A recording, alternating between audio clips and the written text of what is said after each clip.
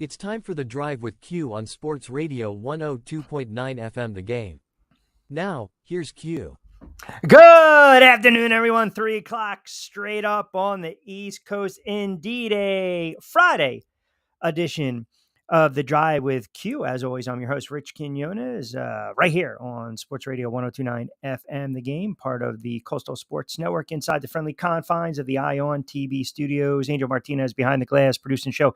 Me, Armando, keeping us on the air. You out there as well, 727-858-6650. 2 hours to play with. Obviously, as we lead into the Labor Day weekend, it'll be a short week next week, but we are going to go NFL heavy. A lot of college football. We'll get into, some of the sad news that transpired in the NHL as well during the show. Some Major League Baseball plays. Pennant race is starting to heat up. Kosko is going to join us around 3:30 or so. Joey B, what's going on, my friend? And Kosko, too, it's funny, too, because I'm wondering, the checks are going to clear from Colorado for Kosko this year. But hey, who knows? We'll have a little fun with him. But again, it is a Friday edition of The Drive, Southwest Florida Wake Up. We appreciate you guys keeping us engaged on this 30th of August, 2024. And as I mentioned, don't forget the 727-858-6650. So college football, want to begin there. Last night, we'll get into all the Florida teams as well. Florida, Miami. You've got FAU. Listen, I think tomorrow is going to be very high-scoring Saturday in college football. But last night, right, the whole world, they were glued. They were fixated. They had to watch Coach Prime. They had to watch Deion Sanders. They had to watch Colorado. All the talking heads were waxing poetic. Here we go. It's funny because I thought last night was, I guess when you think about it, sometimes we watch these games. And listen, I like Deion Sanders. I have no problem with Deion Sanders. Deion Sanders talks a lot. He walks, he talks, he backs it up. Okay, fine. But I think it's funny too sometimes as though even when you win and you still silence the critics, and last night was not a gimme, right? I know a lot of people were saying Colorado was going to run roughshod. Then everyone was talking about, hey, let's look at the line. Here we go. Is it questionable? Well, again, depending upon which side of the fence you wore your hat, right? I mean, think about it. North Dakota State battled them pretty well. They fell 31-26. So I never thought that Colorado was going to run away from that game last night. I just didn't. I really didn't. But I know some people, again, they look at certain things and they love the flash of Colorado. They look at the players, and obviously, I mean, they really didn't do anything defensive. They saw problems defensively.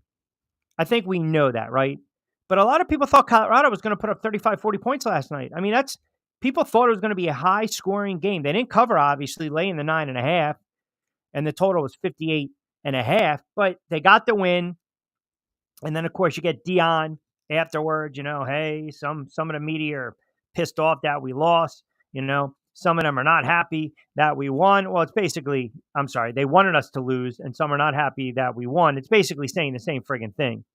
You're talking out of two sides of your mouth. And again, here's the problem. If you're Deion Sanders, you got to continuously back it up. You have to. You have to. You got to back your play as we do with Gambling Pod as well. And listen, I'm telling you right now, and Joey nails it, right? He's out there, right? Denver fan, knows what's going on in Colorado.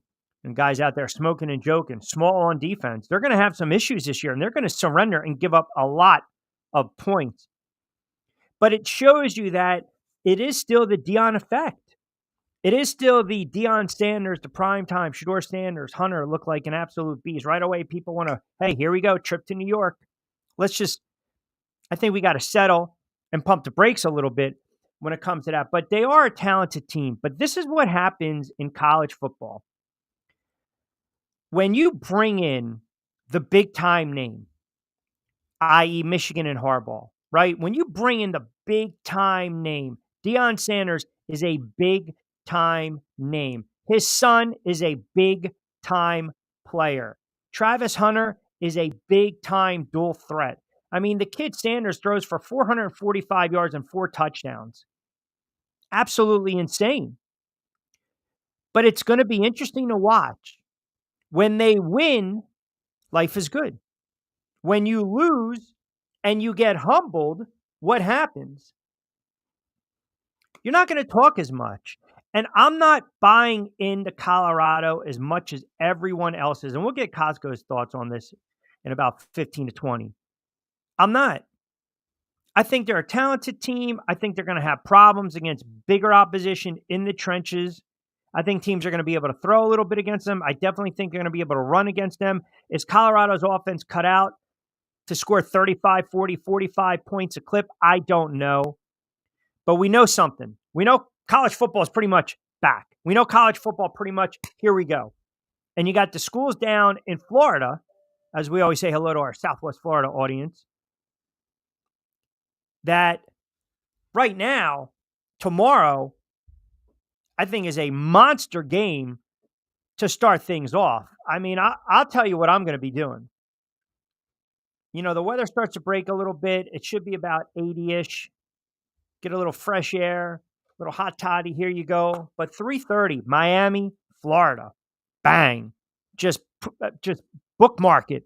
Miami's laying 2.5. The total is 54.5. This is a big, big opportunity for number 19, Miami this year. You got FAU. They're in action. So we'll give you the picks.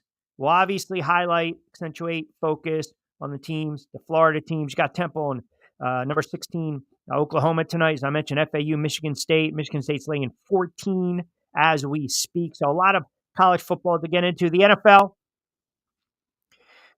I wanted to bring this up with the NFL.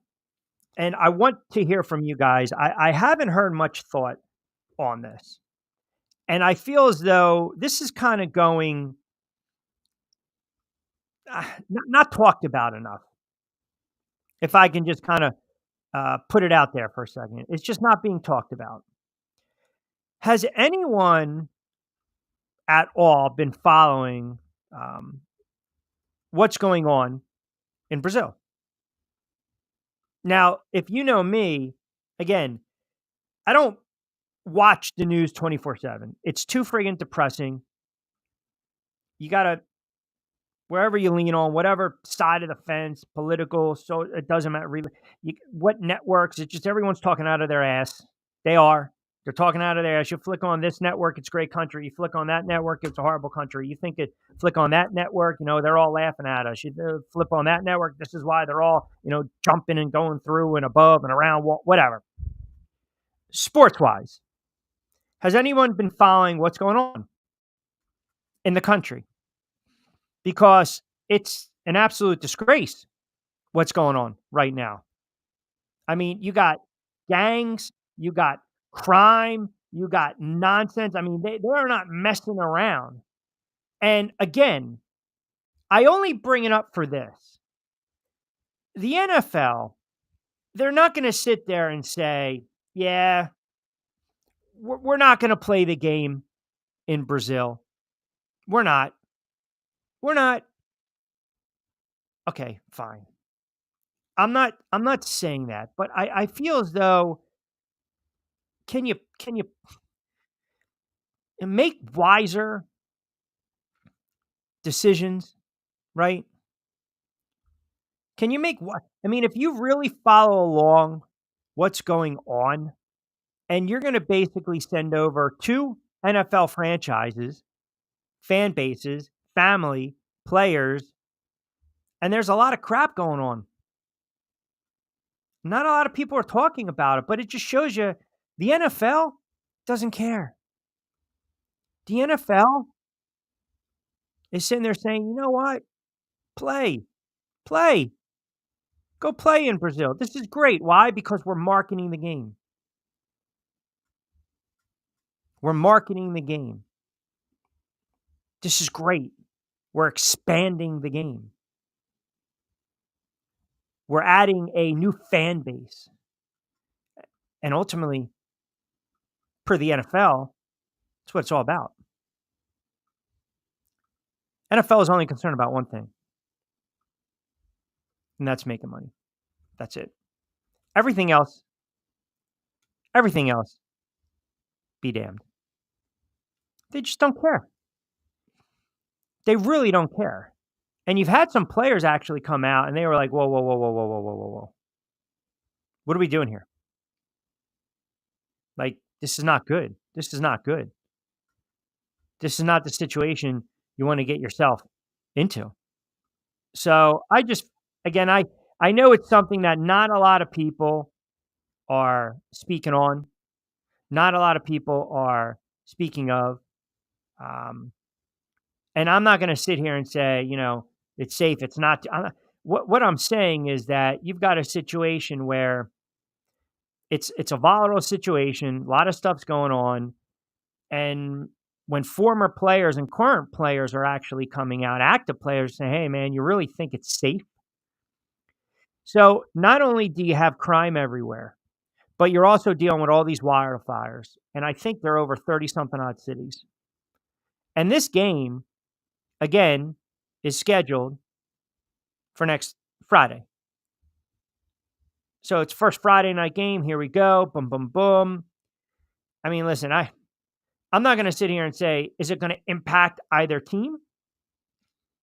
But I'm going to say, I think, I think you have to be a little more cautious when you're setting this up. And no one thought a year ago, 10 months ago, oh, we're going to play in Brazil, or when the schedule came out that this was going to happen. But you have to protect the league, the teams, the franchises, the players. That's all I'm saying.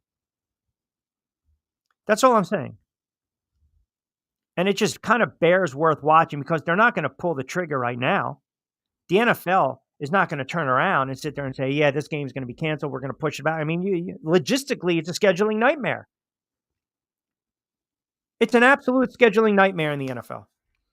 I mean, whole London, that nonsense. You ask any active player, they can't stand.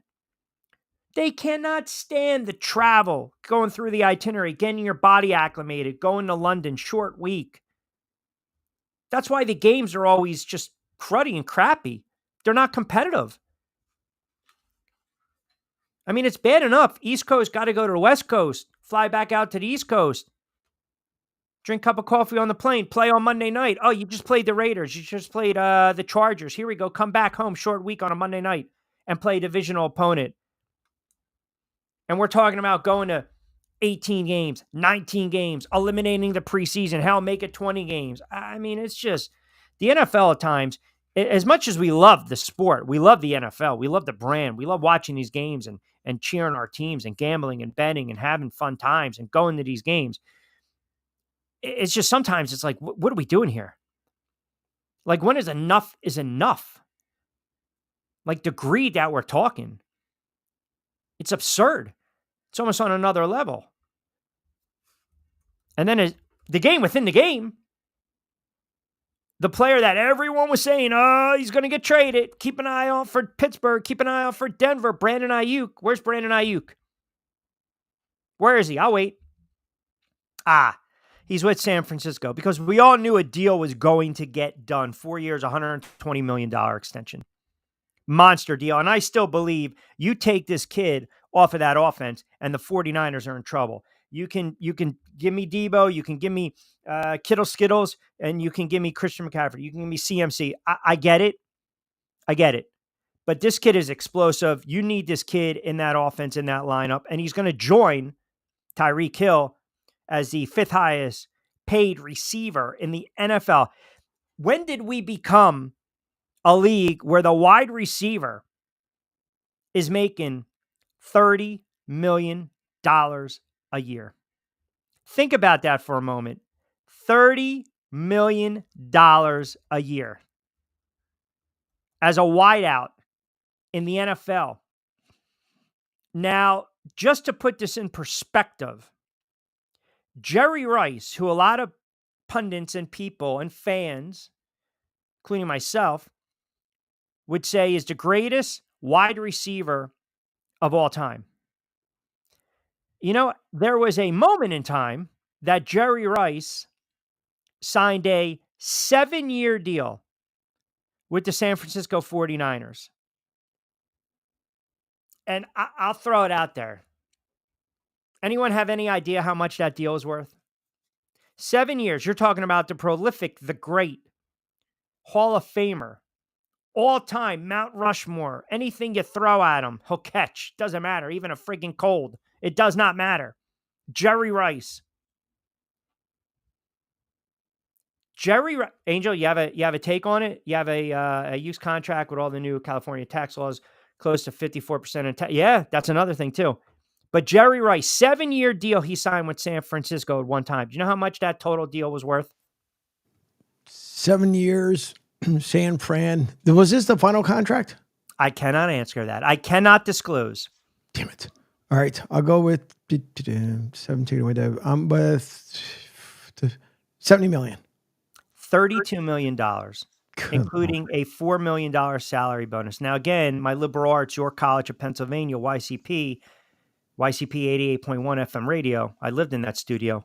Annual salary, $4.5 million. $4.5 million.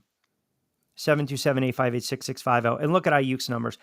The wide receiver, the position, the explosive players now. You rush the quarterback. You're a great DB. Right? You're a shutdown, lockdown guy. You're a great edge rusher. You're a great tackle, protecting left tackle, the quarterback's blind spot, the quarterback, the wide receiver. Somewhere the running backs, they're sitting there hemming and hawing. I mean, those are the guys that take the most pounding, or the running backs.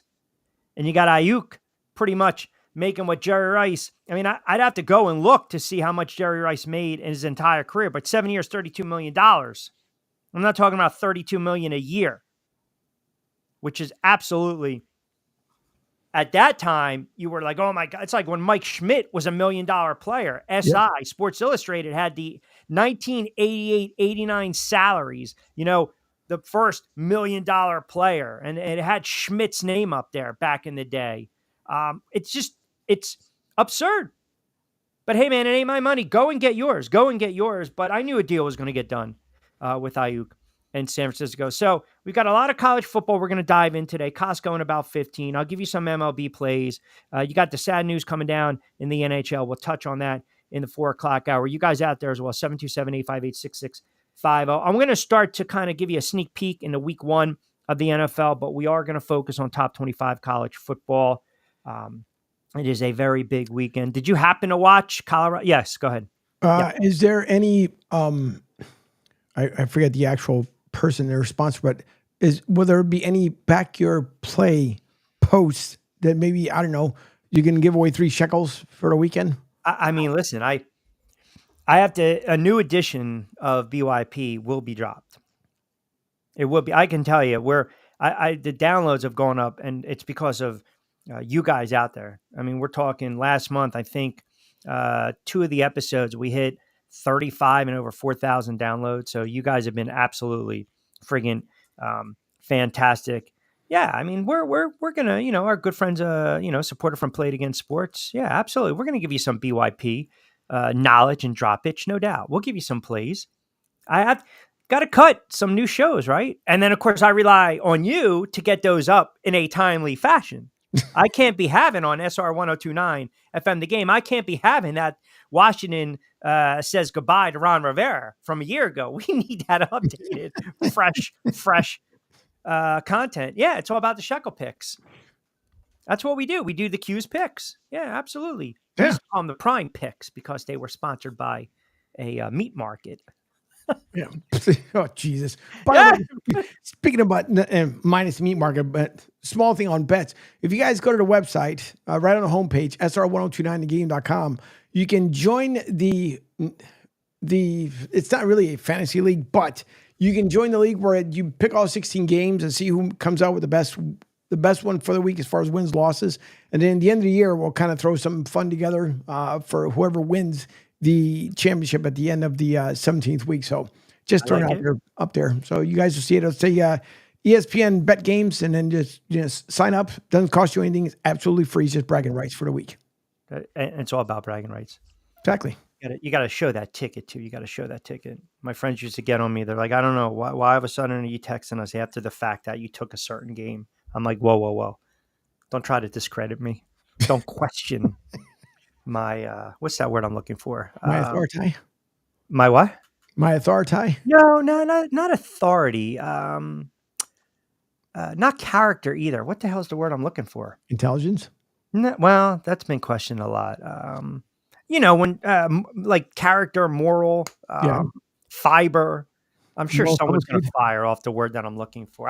Um, just drawing a blank. I mean, the problem is I've got 20 something odd games that I'm looking at. That's, there lies the rub. We got a lot of stuff going on. I mean, we got notes over there. Hey, GPG, what's going on? Gas pump guy. By the way, a little birdie told me that my guy, gas pump guy, who does God's work, right? The manual labor out there and about working in the city with the rest of the guys. Here we go. Appreciate that. These guys listen in droves and we appreciate it. I'm going to try to help these guys put some shekels in the pockets, but I preface this by saying, Oh boy. I cannot be responsible Great. for wins and losses. I can't. I have no control over who wins these games. That's why I would never, even with Back Your Play, I make a point of saying that. I mean, I think when you start off, whether you're novice, beginner, or a sharp, and you're looking at, your expected value, they call it the EV, you want to get the most bang for your buck, right? And that's why you have all these new apps right now, not to kind of trail off, but it is interesting. You have so many apps where I can only, there's so many hours in a day, right? So you guys are downloading all these apps and you're looking for the best available lines. And I'm a believer in when you get these opportunities, I mean, like I even wrote some of these down with the SGP, right? The same game parlays. They're so hard to hit, but yet the books, the apps, they want to keep pushing them because they're saying we've got someone out there, whether they're going to drop 5, 10, 15, 20, $100, 1,000, not like El Presidente dropping, Portnoy dropping hundreds of thousands of millions, right? Because he's got those funds obviously with Barstool, but guys dropping, a good chunk of change thinking you're going to hit 6 teams, 7 teams, 3 teams. I believe that when you sit there and when I go online and I see these winning tickets, I'm very cautious because I also think it's part of a branding and marketing where, hey man, check out this guy, go to Action Network. This guy just hit a 25 team parlay, 25 team teaser. And even years ago, burnt by the teasers, right? Whether we're teasing the line down 6, up 6, so many things have to happen. And once you lose that leg, whether it's the first, the second, or the third, your bet's gone. So my advice or just suggestion, like anything else, I don't care if it's $5. It's your money you're working for. You've earned it. If you have a budget, and let's just say for the NFL and the college football season, we'll say 20 weeks. So 100, if someone can afford $100 a week, right? Or maybe does that seem too much? How bad is it? I have to go to my calculator. All right. I just got to double check the math. $2,000. Liberal arts, man. What do you want? $2,000. So you have to now, well, wait a second before I lose my train of thought. You have to now decipher if I'm going to play 100 on a Saturday or a Sunday, or hell, even on a Thursday. If I'm going to play 25 a game, then I'm right there 75. So if I can play 25 times 4, or if I want to play $10 a game, or if I want to do a couple different parlays or teasers with 10, 15. If you don't want to do that, because I'm not a fan of that, if you like 3 or 4 set games, then stick with it. And the worst thing I've seen, and I've noticed, and doing this for a long time, and even talking to guys that are even pretty sharp, the rule of thumb is I lose on a Thursday. I'm not going to double up and try to catch up on a Saturday. I'm screwed on a Saturday. Now, all of a sudden, I got to take that budget. I have to take my $100 that I've allocated for week 2. Right. And now I have to grab it. And I want to use it for week 1 to play catch up. No, you can't do that. That's not money management. And that's how you piss through your bankroll. Right. Now, You know that obviously I'm not a betting guy, so I'm No, I'm the worst when it comes to this stuff. But the other day I heard that you have to spend. Why do you spend $180 to make $100? Explain that one to me. because you got the juice. It's what the line is said, right? If I'm a favorite at minus 150, I got to lay to 150 to win back to 100. It's just the odds. That's all. It's just the odds. That's why sometimes people like the plus money. If you see the plus, right? Plus 110. Ooh, I'm betting 100. I'm getting back 110. So yeah, you don't play poker, do you, Angel? No. I was about to say, because I know a lot of people that would sit there and say, have this guy sit down at a table with us. All right. 3:30, just cranking it up. We'll take a quick time out. I know we got Kosko on the other side, hanging out in it's not the green room anymore. It is the Q room. So we'll get to him on the other side. But yeah. By the way, Nick's lucky because the last time right when I'm about to do my live read. Go ahead. Oh my God. Because the last time I sprung, go ahead. What do you got? because the last time I sprung Nick up here like 15 minutes before time. So this time I was going to do it to Nick.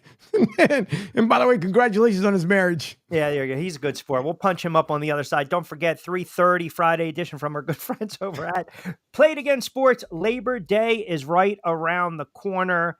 And these guys have been doing a fantastic job. I know everyone gets their kid ready for school, sports, everything, the whole 9 yards. Well, they're actually getting ready to launch a new store, which is really going to be fascinating. But again, they've got slightly used sporting goods and all team sports as well as golf. They're offering cash and trade in for your slightly used items. No appointments necessary. Give them a ring, 856-579-8250. Visit them online, playitagainsports.com. Choose Deffert. That's the Deffert location as well. A new store is coming. We will make that announcement soon enough. And also, too, you go in there and you tell them that you heard it right here on the drive with Q, and they'll take care of you. 727-858-6650. Just cranking it up on a Friday edition right here on Sports Radio 102.9 FM The Game. Kosko coming up on the other side. Adopt US Kids presents What to Expect When You're Expecting. A teenager. Learning the lingo. Today I'm going to help parents translate teen slang. Now, when a teen says something is on fleek, it's exactly like saying, that's rad. It simply means that something is awesome or cool. Another one is totes. It's exactly like saying, totally, just shorter. As in, I totes love going to the mall with Becca. Another word you might hear is jelly. Jelly is a shorter, better way to say jealous. As in, Chloe, I am like so jelly of your unicorn phone case. You don't have to speak teen to be a perfect parent. Thousands of teens in foster care will think you're, rad, just the same. To learn more, visit adoptuskids.org. A public service announcement brought to you by the U.S. Department of Health and Human Services, Adopt U.S. Kids, and the Ad Council. This is the story of a very special woman. In a matter of seconds, she turned herself into a great mathematician or an entrepreneur. Her knowledge was limitless and still is. She could also make monsters disappear, especially those that lurked in the shadows under the bed. Once, this woman put back together a teenage girl's broken heart, which had been shattered in 1,000 pieces, just by giving her a bear hug. She masqueraded as a regular person at work, but as a superhero at home. Everyone knows her as Gabriella. I still call her Mom.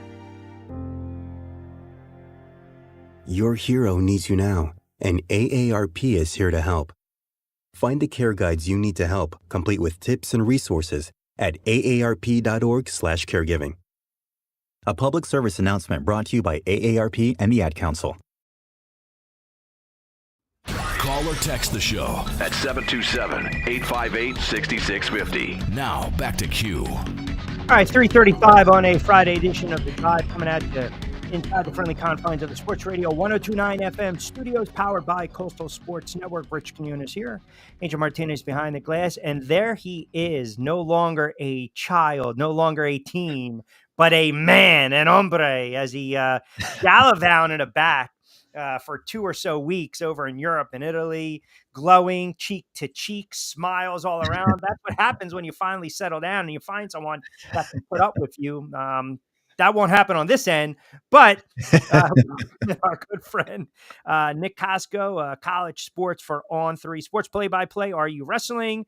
Cal Live Sports as well. Give him a follow at Nick Kosko 59. Congrats on the wedding, my friend. I know I was traveling, but I was very happy, and you guys looked very radiant, very happy, and all smiles.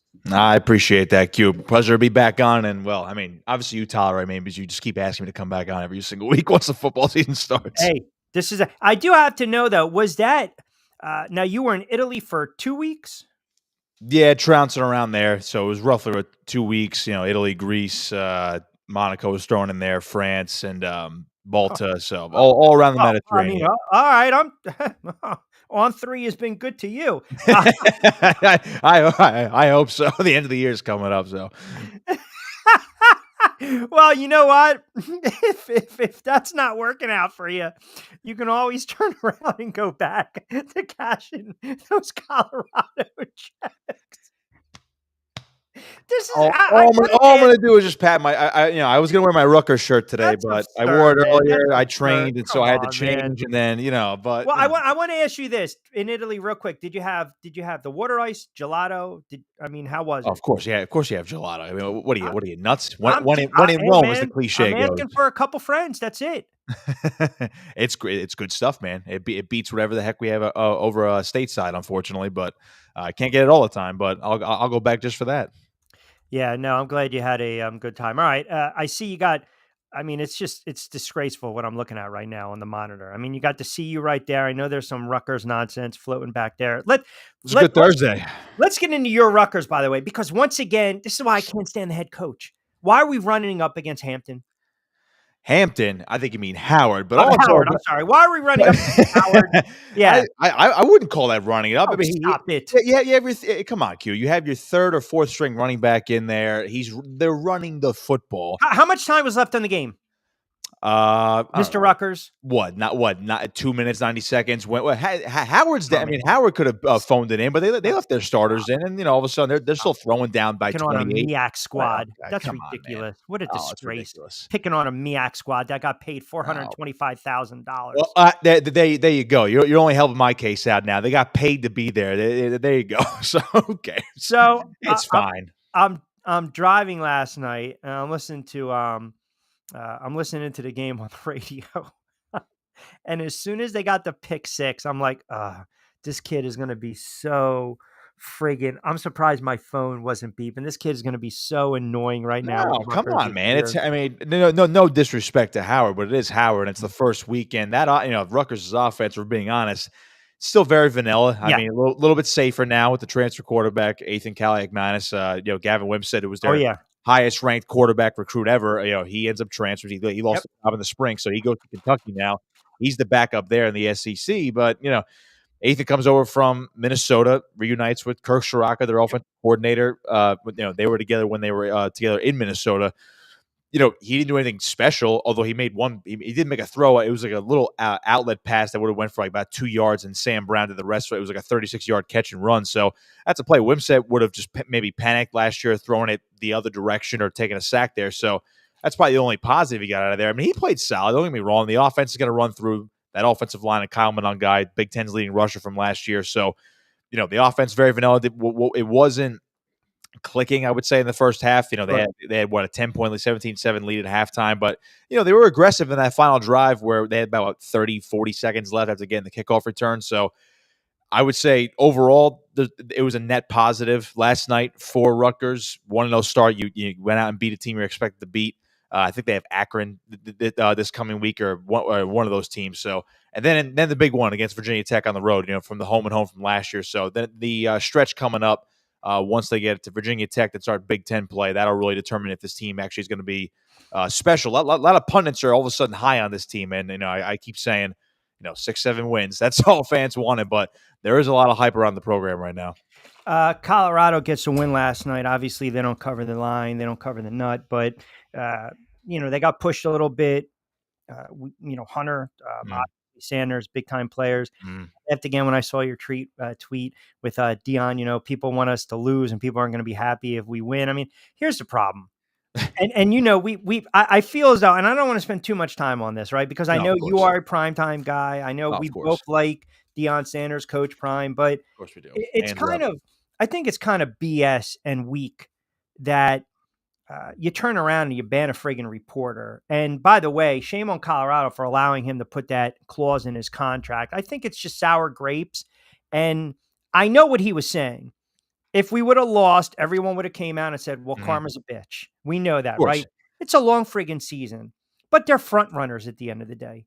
They're front. When they win, we're good, man. Here we go. But when they lose, they don't want to take the bullets. They don't want to take the shrapnel. They don't want to be criticized. That I have a problem with. Yeah, that was evident. I mean, I'm a big Dion guy, and I'm not saying he can't do any wrong, obviously, but that was a big negative last year, especially after the 3-0 start. They have all the hype in the world. They're a top 20 team after beating Colorado State last year. Then they get waxed by Oregon, and of course, that clip from Dan Lanning goes viral. They're fighting for clicks, we're fighting for wins, yada yada yada. But then people took that and ran with it. And all of a sudden, they're 3-0 and they finish 4-8, so they go 1-8. They win, I think, what was it, only one Pac-12 game last year. They beat Arizona State. Other than that, they completely fell apart. I saw a lot of the same yesterday when it came to what their product is going to be on the field. Now, Shedeur Sanders, Travis Hunter, as long as they're healthy, they're absolutely electric. One of them, I mean, you got to say, the week one Heisman has to go to Travis Hunter for how good he is playing both ways. Are we doing this right now? Week one? Well, week one high. Hey, come on. There's always the overreaction in college football. There's always, people are talking about the playoff right now when you can actually have 2 losses and get in this year, maybe even 3 for all we know. So, people are, waxing poetic about, well, their season's going to be over if they lose this weekend. It's week one. It's not even September yet. It's only August 30th right now. But that's the beauty of college football. That's the beauty of college football, right? You lose one and you're pretty much done, right? Oh, yeah, absolutely. Yeah, that is the beauty of it, but I'm glad there's a little bit more leeway now. But anyway, back to Colorado. You saw some, just the overall on and off the field, you saw some of the same things you saw last year. Basically, a lot of it, which is as long as Shedeur Sanders has time, he's going to make plays. He is a really good quarterback. As maybe people don't want to admit that just because of the aura around Colorado. He is a good quarterback. He's going to be. He is. Yeah, if he keeps playing the way he's playing, he's going to be a top 10 pick in the draft next year, if not the first quarterback taken in the draft. Hunter's going to go in the top 10 as well, as long as he stays healthy. People are going to like him as a two-way player, but he'll eventually, I would say at this point, maybe settle on wide receiver. He seems to be a better wide receiver to me. But other than that, Jimmy Horn's a great wide receiver. They got Dallin Hayden, their Ohio State running back transfer. I think he ran for 20 yards last night. The offensive line for, whole new offensive line. A lot of transfers. Jordan Seed, the 5-star freshman, he's starting at tackle. They still couldn't get a push up front. And then you flip it to the defensive side of the football, and again, they tried to reload the staff too. Warren Sapp is their defensive line coach. He's helping out the defensive line. Warren Sapp, a Hall of Famer, and this team still can't get a push up front. North Dakota State, I think, had time of possession 2/3 in favor of them. Now, what happens when you go against the big boys and they dominate the line of scrimmage? Yeah, that's what happened. And it's not taking anything. It won't take anything away from North Dakota State, but they are, an FCS school, but they're a perennial power at the FCS. This team probably could compete at the FBS level. You throw them in, one of those Group of 5 conferences, they would be just as good, if not better, now with more resources. Like, this was a legit football team last night. So I don't want to take anything away from North Dakota State or the fact that it was a good win for Colorado. But if North Dakota State's going to do that to you, I don't want to say Nebraska's going to be an instant turnaround in year 2 under Matt Rule, but what is Nebraska's big boys? What are they going to do to you next week? 250, 300 yards, boom, easy. Yeah. Are they going to gash that defensive line in the run game? You don't even need the freshman quarterback Dylan Raiola to throw the ball next week. If that's the way that the defense is going to go, you're not going to need Dylan Raiola much next week, and it could be a long day for Colorado. But again, they got the win, as Deion said. It's not perfect. They got the win. He's not satisfied. I wouldn't be either if I'm a Colorado fan, but you got the win. Big spotlight. There was a lot of pressure on them, so I do give him credit for that. But all in all, we're probably going to see most of the same things we saw last year, and I'm interested to see, especially if this team is going to be relatively the same as last year when it comes to 4 to 6 wins. I had them at 5-7, 6-6 this year. Maybe 7-5 at best if things break their way.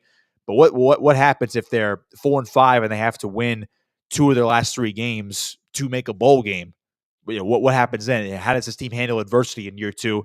Are they going to learn lessons from 2023? That's the biggest question to me.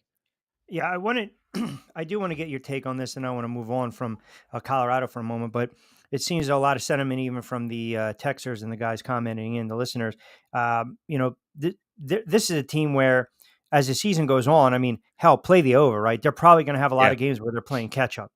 Yeah, I mean, you're going to see that. I mean, look at that USC game from last year. So, if you want to catch the over, and I'm pretty sure you said that earlier in the show before I came on.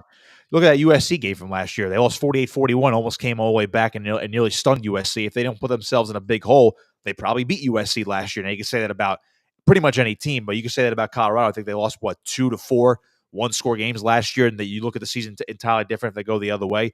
But they put up 41. And again, as long as Shedeur Sanders and Travis Hunter are healthy, and he gets some sort of pass protection, Jimmy Horn's really good. And again, I think Dallin Hayden should be involved more. If they finally get a running game going, like that offense is going to be better. They'll play more ball control, maybe give their defense a breather a little bit. But yeah, I would expect this team, especially if they get down early. North Dakota State scored right away. I know it was a field goal, but they scored right away last night. If this team is down 14-0 to, I don't know, they're playing Kansas State or something like that, you're gonna be airing it out 40, 50 times a game with Shedeur Sanders, and you might be scoring 35, 42 points a game in a loss. That's the way it goes. I mean, they have superstars, but it's still not a complete team. Yeah, they racked up 504 yards, but again, they gave up 300 in the air and $157. I mean, you're talking about 6.5 yards a play, right? That's, we sit there and say that chunk yardage, chunk plays, right? So top 25 this week, and let's kind of focus on some of the listening audience down there in Florida.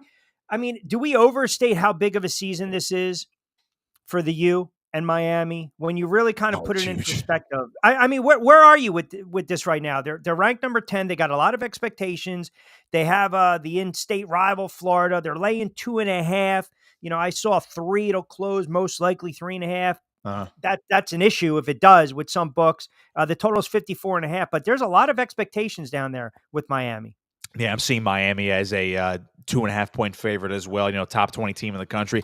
Yep. This is probably for. I mean, again, you're talking about Florida schools. They are playing Florida, so they're at Gainesville. You would think Florida has the advantage. They're in the swamp, but people really question Billy Napier. I like Billy Napier personally, but Florida's impatient at this point. You're going into year 3. You expect to be competing for the SEC at this point. That's not the case. This Florida team to me, is going to be, again, in that 6 to 8 win range. Maybe if things break right, you see a 9-win team this year, but their schedule is absolutely brutal. Now, they can start increasing that buzz again and getting back on the right footing if they do beat Miami. And, they pull off that upset via the rankings. And again, Miami's a road favorite, but Miami is, they're the team in the ACC that people have a lot of hype around. You talk about, is Clemson going to turn it around? Everyone was high on Florida State till they lost to Georgia Tech in week 0, and then all of a sudden, the ceiling's falling down, or everything's collapsing on Florida State after one game. But stop. But Miami, because of the resources they've poured into this program, the fact that they were able to poach Mario Cristobal a couple years ago from Oregon, this is a Miami guy. This is who you wanted to usher Miami into that NIL era with a bang, and they. Not to toot the Jersey horn, but this is a team that lost to Rutgers in the Pinstripe Bowl, Yankee Stadium last year. That's not Miami football. It's great for Rutgers, don't get me wrong, but that's not Miami football. Miami 9 times out of 10, maybe 9.5 times out of 10, is expected to win that game and win it convincingly. But that just wasn't the case last year. And I know they were down a lot of players and they had a lot of transfers, but you bring in a guy like Cam Ward at quarterback at Wazoo, that was the biggest thing right there, where you're like, okay, NIL money, revamped offense, dual threat quarterback, guy who just lit it up in the Pac-12 last year. Now, albeit, he had his moments where he was up and had his moments where he was down, but that's an electrifying guy that could carry your offense this year. If they lose, I mean, I can't say the sky is falling for either of these teams if they lose on Saturday, but the loser of this game is going to have a lot of questions to answer, especially Miami, I would say, just because they are the team that's already top 20. They're expected to compete for the ACC, if not win the ACC. And I've seen projections where they're going to be a top 4 seed because they win. If you win the ACC, or if you win your conference, the 4 highest ranked conference champions are ranked in the top 4, and they get that first round bye. I see a lot of projections where Miami comes out of the ACC at 12-1, 11-2, mostly 12-1 though, and gets that first round bye. Their ACC champions get that first round bye. So you better not trip up on Saturday, otherwise all the spotlight's going to be on Florida. Like, okay, they're turning it around, and Miami's going to be like, did we make the right choice by going all in on Mario Cristobal? Well, and by the way, good comment from our guy, gas pump guy, talking about Cam Ward, and I agree. I think he's going to make and be the difference. You mentioned Cristobal, and that's where I was going to bring this. I mean, think about this for a moment, right?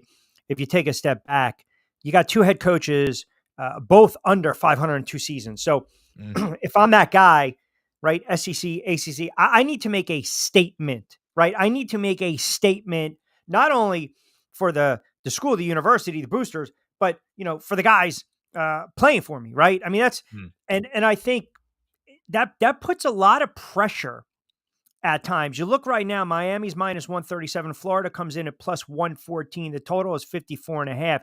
The money right now, I mean, it's almost as though it's laid a little more heavier on Florida, right around 57%. But the game within the game, I mean, I think if you are Miami, you come out, you establish your ground game early. You have to try to open it up. You have to test the secondary of Florida. And I know people might sit there and say, I don't know if that's the biggest or the smartest type of game plan, but I think, and this is just me, I can see this being one of those wacky high scoring games. I think this can be that 34, 31, 31, 28. Are you inclined to go lower than that? I mean, what's your assessment? Probably inclined to go lower because I still don't, I do like Graham Mertz because it was like the resurrection project for him at Florida last year, coming over from Wisconsin. If you go back to 2020, he had that one game where he was like, I don't know, 20 of 21. He had one incompletion. He basically threw the baseball equivalent of a perfect game for Wisconsin, and then I think he tested for COVID or half the team did, and they had to cancel a game. He had to miss 2 games, whatever it was. He had one perfect game at Wisconsin, and then everyone's like, this kid's like the second coming right here at Wisconsin in terms of quarterbacks. They have an elite passer, and then it just wasn't the same. He was never the same after that. Now, he improved his last year at Wisconsin, but he wasn't that guy that he was hyped up to be literally after one game 4 years ago. But he turned it around last year at Florida, had a very solid season, and I know he had Ricky Pearsall last year who was drafted in the first round this past spring. But, if he is, he's a veteran guy. He's been around 5-6 years in college, the beneficiary of, the COVID eligibility. But as Billy Napier puts it, if this guy actually does take leaps forward, then this is going to be a more prolific offense. I'm inclined to take the under in this game, or, really, I don't see a, 34-31 game. That's just me though. Miami, I mean, they're averaging 31 points a game.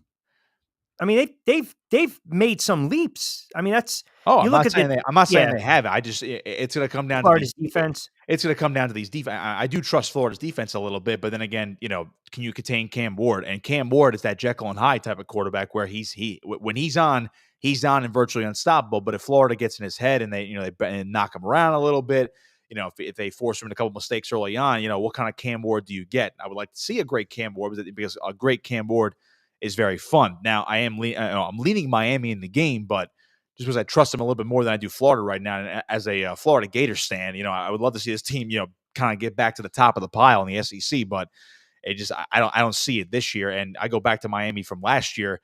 They got off to that 4-0 start. They blew it. Cristobal blew it against Georgia Tech, where they had the fumble. They could have taken a knee. They had a tough loss to North Carolina, but they beat Clemson and Virginia in back-to-back overtime games. But you look at the games against Florida State and Louisville last year, with teams that were top 10 at the time, 1-score losses, and again a 1-score loss to Rutgers in the bowl game. They had a lot of 1-score losses last year. So, do they bounce back from that? And if they do, then realistically, as some of my colleagues on On3 say, this could be a 10-11 win regular season team that's going to win the ACC. I mean, that's how good they can be. I need to see it first. Running through the gamut, top 25 college football. Nick Kosko kind enough to join us on a Friday edition of The Drive with Q. Rich Quinones here. Angel Martinez behind the glass, producing the show, keeping us on the air. I got guys chiming in on Facebook. They're wondering what the hell I'm drinking. Well, people know, guys like Nick and myself, we are health nuts. So got a little bit of the creatine with the egg white blended in there. Joey B. Kosko, Colorado State cover, the 32.5 at Colorado State covering the 32.5 at Texas. Why are you laughing? Because I'm shaking it up, man. I mean, Hey, I hope you got your lifting today. So that's we don't mess around with that kind of nonsense. No, I know high scoring tomorrow, Colorado State. Probably on Texas's end. Yeah, sure. I don't know about the covering of 32.5 for Colorado State. It depends if Texas wants to call the dogs off at some point. Yeah, with the way Texas is being hyped up this year, this team is basically you have to get to at minimum the SEC title game. But you have to be 11-1 or 12-0 and be in the SEC championship game. They do play Georgia this year. That's going to be fun. I can't wait. But I think you at a certain point against Colorado State, if they're up big enough, you might see a little Arch Manning action tomorrow as well. So number 14 Clemson, number 1 Georgia. I like riding Georgia. I love their defense. We've seen what they've been able to do over the last several years. Arguably the marquee matchup of week 1. If you check out the odds board, think about this. Back in April, Caesar Sports opened the matchup. Georgia minus 13.5. The line is pretty much toggled between 13.5, 14. It diced and sliced a little bit over there. Over the past couple of days right now, Georgia's made a couple of brief little dips. Minus 13, shot back up, rebounded to minus 13.5, minus 120. Obviously, it's the biggest game of the weekend. I mean, it could ultimately decide what the hell is going to go on the rest of the way. With that being said, I don't know. I look at a game like this, Nick, and I say I'm more inclined to look at the under, right? Because you look at Clemson, they don't really have a downfield passing game. You lose the running back Shipley, who is pretty much a jack of all trades. And we know about Georgia's defense. They can slow down offenses. I do like Georgia in the game. And that's just, again, that's one of my plays tomorrow. Yeah, I find it hard to believe that Clemson's going to cover that. I don't know what to make of Clemson. I would like to think that because Dabo Swinney's the head coach, that this team's going to be at least competitive and good. I mean, their bad year, Q, is 8-4, which was last year, right? They were 8-4 in the regular season. That's a bad year in Clemson, South Carolina. Can this team win 10 games? I don't know. Do I? It's amazing. I thought I was going to be able to trust Cade Klubnik at one point, but because he was heralded as the next guy after Trevor Lawrence, Cade Klubnik, this 5-star guy, Texas. I think he's from Texas. I mean, I don't know. He is the biggest question mark, and when your biggest question mark is at quarterback, how do you take this team seriously? That's why people are not talking about Clemson when it comes to winning the ACC. I mean, I've seen very little projections with Clemson in the in a 12-team college football playoff. You're going to see 3 to 4 teams in the SEC, 3 to 4 teams in the Big Ten, and then you sprinkle in maybe 1 or 2 from the ACC and 1 and 2 from the Big 12, and you have your group of 5 team. And I don't know if my math is correct, but that's probably 11 or 12 right there. So I don't know what to make of Clemson. Georgia, to me, is just too good. I can't wait to see what is considered going to be a 3 to 4 team race ultimately between Georgia, Texas, Alabama, and Ole Miss at the top of the SEC, at least as I see it in August. So Georgia, to me, is just too good. And if Carson Beck is going to be that good again, where he takes a step forward in his final year and is that Heisman favorite, and if he plays like that, I mean, this to me is going to be over by the third quarter. Bookkeeper right now has Georgia laying 12, total 48.5, minus 506 on the money line. I just don't know why everyone hypes up Texas, then they fall short. You think they'll do it again this year and fall short at the end. Gas pump guy. I'm not touching. The more I think about it, I mean, I'll lay the 11 to hell with the money line. But well, if I can catch it at 12, I'd be happy with that. But and we were going to talk a little bit about Texas as well. I'll get your thoughts on them. What other? Give me a game or two that you've kind of have under the radar. It's kind of. I mean, it's kind of tough to tell just because it's the first week, and you're loaded with a slate. But of course, the standalone game, which I don't think is actually getting enough attention now on Sunday, is USC and LSU. 7:30 prime time. It's over in Vegas. What does USC have this year? Big Ten USC now, which is really still weird to say. LSU moves on. Both quarterbacks move on from the top 2 picks in the draft. Yep. So how does Miller Moss look for USC? Does that USC defense actually improve? What does Garrett Nussmeier do at quarterback for LSU? This is year 3, I believe, now for Brian Kelly at LSU. There were strides taken last year, obviously because of Jaden Daniels winning the Heisman, and they got to the SEC championship game. But again, you run into a freight train. Actually, I think that was the other year. I'm thinking I might be getting my years mixed up. Look, man, I just got back to the States a couple of days ago. My brain's all screaming. I'm too high on Deion Sanders right now. But in any event, you have 2 new quarterbacks right now. The excuses are just absolutely keep them in Europe, man. Keep them for another day, right? a warm up. This is our week 0. I know it's week 1 in college football. This is our week 0. Which I don't like either, but go ahead. No, I don't like week 0 should never exist. Anyway, but you look at this game where LSU have seen like 4-5 is the line right there. LSU favored by 4 or 5 points. I mean, you have to like LSU because I mean it is hard to trust USC's defense. And again, you have Lincoln Riley, you have the offense. People think Miller Moss could be a dark horse Heisman candidate. Again, he's a Lincoln Riley quarterback, and naturally, you have to go that way. Miller Moss looked really good in that Holiday Bowl last year. Does that carry over? If it does, this could be a shootout because I think LSU could still score a lot of points, as evidenced by the total, which I've seen ranging between 64 and 65 in this game. And again, you're playing in Vegas, playing on the turf, indoors. This could be a track meet for all I know, but I do like LSU in this game. But that since it is the standalone game, and we are still a week from the NFL kicking off, I do like that game. That game really does intrigue me on Sunday night. I wanted to get a quick thought. And we talked a little bit about Texas, Colorado State again. I mean, that's sometimes you look at these spreads. We see that a lot. I mean, Alabama, I think, is laying 32 against Western Kentucky. Ole Miss is laying 43 against Furman. I mean, listen, you can't. I mean, you just look. Here's a game. Let me get your thoughts on this game. And I'm surprised you didn't bring it up because I can't friggin' stand them. Notre Dame and Texas. I know. Yeah, I knew you were going. Yes, absolutely. That's the I mean, that to me is the marquee game of Saturday. I know you're looking at Georgia Clemson, but yeah, I think people are much more intrigued by Notre Dame, Texas A&M. Yep. Yeah, I think they're much more intrigued by that. And I mean, it doesn't surprise me that Texas A&M's a favorite because they are at home. It is in College Station. College game day is going to be there tomorrow.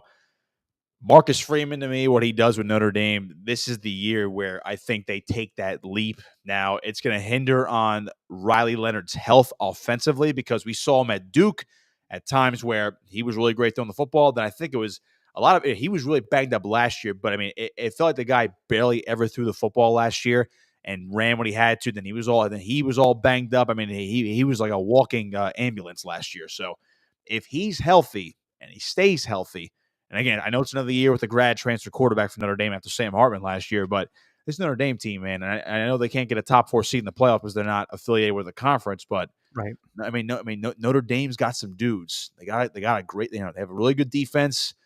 The offense is always there. They have big boys up front. They're going to have a sound running game, and Leonard as a healthy quarterback will give you that dual threat ability. I'm interested in Texas A&M. Connor Wegman is low key, maybe one of the better quarterbacks in the country when he's healthy as well. And again, health is paramount for a lot of these guys. But Texas A&M is going to be very interesting. The post Jimbo Fisher era, Mike Elko taking over. I like his ability to maybe put a stamp on this program, and if they get a win there, the hype train's gonna go about 90 miles an hour for Texas A&M if they beat Notre Dame tomorrow night. So I like Notre Dame to. I like them to win outright though. Yeah, as much as I'm interested to see Texas A&M, but I would like to take Notre Dame outright in this. They're +3 from what I'm seeing, but yeah. I'll take them outright.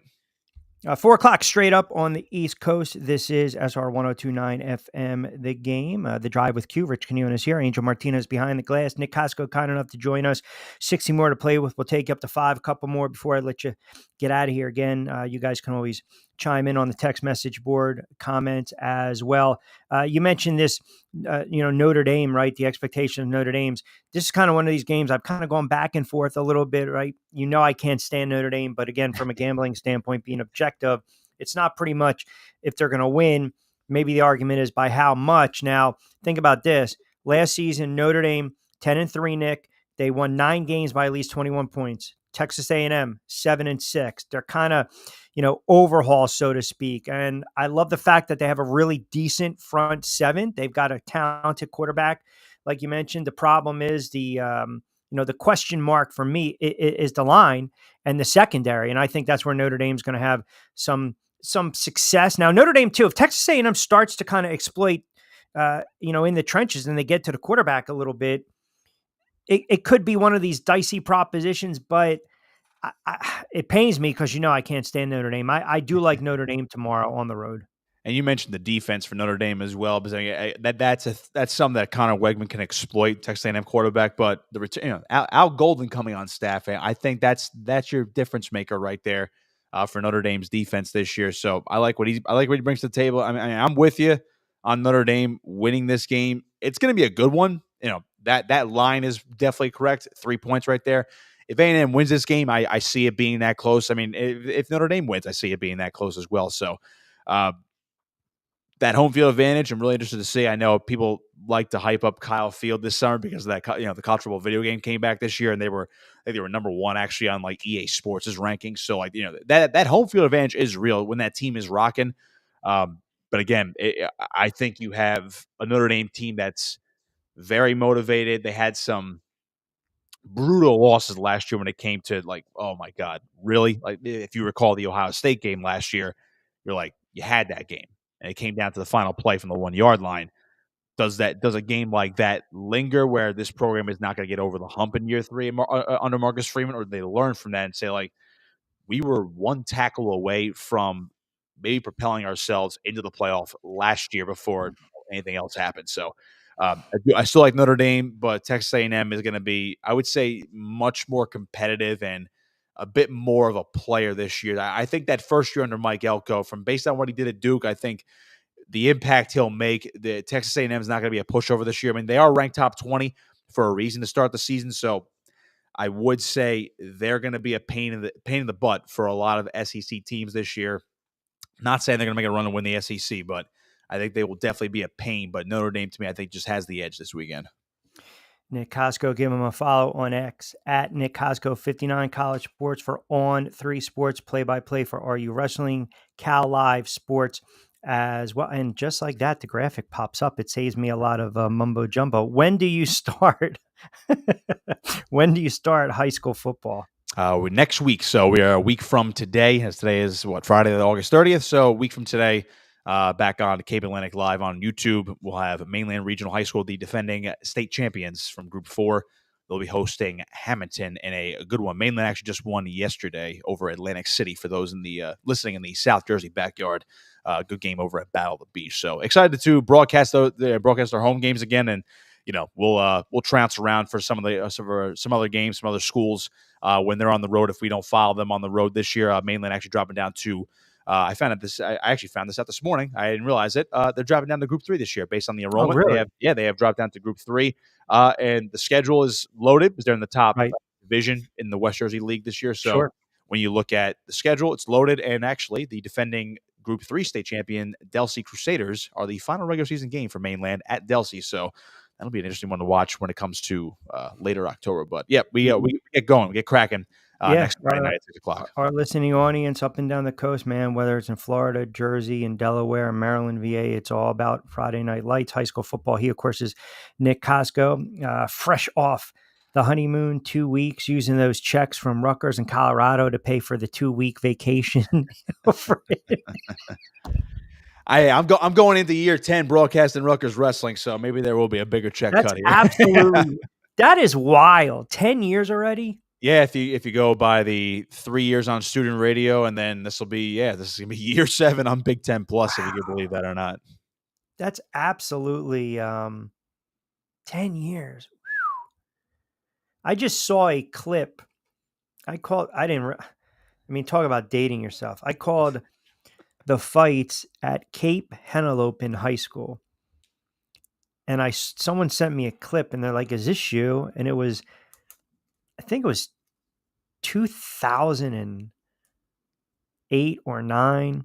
And it was like 100 friggin' degrees. The fights were in the high school. It was summertime. It was like a 4-hour friggin' drive. I'm the only jerk off wearing a suit, soaked in sweat, right? Calling the fights by myself, then having to do ring announcing duties. I mean, imagine how much of a jackass I had to feel when I was like, all right, we'll go up top. We'll throw it to Rich Quinones. All of a sudden, back then you drop the microphone like this. It's like, oh yeah, you're making all that static noise and going like, oh, it's brutal. Dating myself. So, all right, brother. Look at very nice. this. Well, It is, Angel yeah. just That is flashing. for How about that is for public this? consumption. It is on my Twitter. So Yeah, hey, listen, we listen for privacy laws. yeah, be damned. privacy is no. Hey, I Look put it at out there. you. Hey, Look at you. hey, it's a true statement. So that's You what guys look fantastic. You guys look absolutely fantastic. no, we I'm appreciate glad that. you had a nice time, and I'm glad you had a good trip. And like I said, as long as those checks don't bounce, you're good to go, brother. That's what it's all about. Yeah, well, we'll see how Colorado does in Lincoln, Oh, Nebraska look at next this, week. So. Joey B. Had Joey B giving a little shout out to the continent. Chris Carlin on the mat. I think Kosko. I like Chris. Come on, no. Listen, you can take Chris, right? No, I love Chris. Who doesn't love the continent? Come on, I'm not going to toss him around on a mat. Yeah, hey. Chris is a strong dude. Don't get me wrong. Chris is a big dude. It is the girth. Chris is a big dude, but it's all love. I would never challenge Chris Carlin for a wrestling match. Nicely produced, all right, my friend. All right, go have a. You got fans now. Go. I guess so. Yeah. Go enjoy Friday. The season's going to be absolutely wonderful when we're doing this in mid-November. We absolutely look forward to getting you on during the college football NFL season. I know you're going to join me on BYP as well, but always appreciate it, my friend. And have a good weekend. Enjoy the Labor Day. Enjoy the games. Appreciate you, Q. You too. All right. There you have it. My guy, Nick Kosko. All right. Got to take a quick time out. I know we are behind. 4:06. Got to remind you, marketing, branding needs Acorn to Oak. Check them out online. They've got ridiculous tools to use, including their lead generation source by the name of Site Squirrel. It's pretty easy. It'll give you up to 500 IDs for all the small and medium-sized businesses throughout the tri-state area. And heck, you can be businesses down there in Florida as well. It is a great lead generation source, Site Squirrel, and that's part of Acorn to Oak. Check them out online. Yes, Angel, the incredible shrinking head is back. When I see you pop up, that means you're getting ready to chime in on the drive. So what do you got? No, well, I really didn't have much, but I think what cracks me up more than anything else, first of all, congratulations to Kosko, because that was absolutely awesome. And how do you not post the pictures up there? You had to, give the wife some love here on. Absolutely. But it's kind of cracking me up as I'm obviously paying attention to everything that's going on, looking at the live feeds for other stuff, but it makes me laugh on how much everybody, is there a word called suck-upness to Brandon Ayuk's contract? I'm like, you guys are freaking killing me. Really? Like, what do you mean suck-upness? Well, because it's like, it's $120 million, whatever it was, but it was just a little over 48 hours ago. Is he a team player? Is he this and that? Blah, blah, blah. And all of a sudden, I can't get it. Come on, man. That is, again, the way of the world, right? You can go ahead, post that up there, because I was thinking circle gets a square. Yeah, well, you know what? That actually could mean that, right? It means like, hey, we got to hit the commercial break, even though we are behind. But listen, you get paid, man. That's right. You get paid. This is what I'm saying. We knew he wasn't. Hassan Reddick, that's a different animal. That's a different issue. But Ayuk is talented, right? But at the same time, too, they haven't done anything with Trent. So I mean, and legends posted he's on the what do they call that? The reserve list, just in case. But I don't know. When I hear Ayuk's name, it's almost like Ayuk is on fire. We don't give up. Let the. All right. 10 past the 4 o'clock hour. We will indeed take you up to 5 o'clock straight up. Good stuff coming in. Got a lot of Facebook comments. My God, the Dion supporters. I love when I just rank all the Prime supporters, the Coach Prime. We'll get into that. Some baseball stuff. I want to start to take a look into week 1 of the NFL. And obviously we'll touch on what transpired in the NHL as well. Keep it locked in on a Friday edition of The Drive right here on Sports Radio 102.9 FM. The Game, Southwest Florida's newest game in town. We are part of Coastal Sports Network, powered by ION TV. Hey, Dad, your prescription will be ready in just a minute. Hey, Dad, your laundry will be ready in just a minute. Dad, your lunch will be ready in just a minute. Hey, honey, why don't you take a minute? When you help care for a loved one, you give them as much time as you can, making sure they're safe and comfortable. But it's just as important that you take some time for yourself. At AARP, we can help with information and useful tips on how you can maintain a healthy life balance, care for your own physical and mental well-being, and manage the challenges of caring for a loved one. Because the better care you take of yourself, the better care you can provide for your loved one. Thanks, Dad. Thank you. You're there for them. We're here for you. Find free care guides to support you and your loved one at aarp.org/caregiving. That's aarp.org/caregiving. A public service announcement brought to you by AARP and the Ad Council.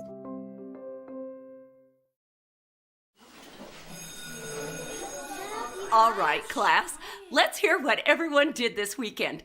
Jill? Well, I raised my older sister to a big oak tree. It was at least 100 years old. My mom said I must have set a record or something. And then we went down by a stream and perched up on this huge rock and saw all of these little minnows swimming around way below us. And then I rescued my little brother from an evil slug king who was guarding him at the bush fortress. And my sister and I brought him back to our super twig fort for safety. And then we all laid out and told stories until it got dark. And the Big Dipper led us all the way home. Wow. Awesome. Where were you, Jill? Yeah. We went to the forest. It's not that far away. Anyone want to come this weekend? Ask your parents to take you and your friends to the forest this week and find the fun, adventurous you. It's closer than you think. Check out discovertheforest.org. Brought to you by the U.S. Forest Service and the Ad Council. Download the Sports Radio 102.9 FM The Game app and tell your friends that Florida has a new leader in digital sports radio.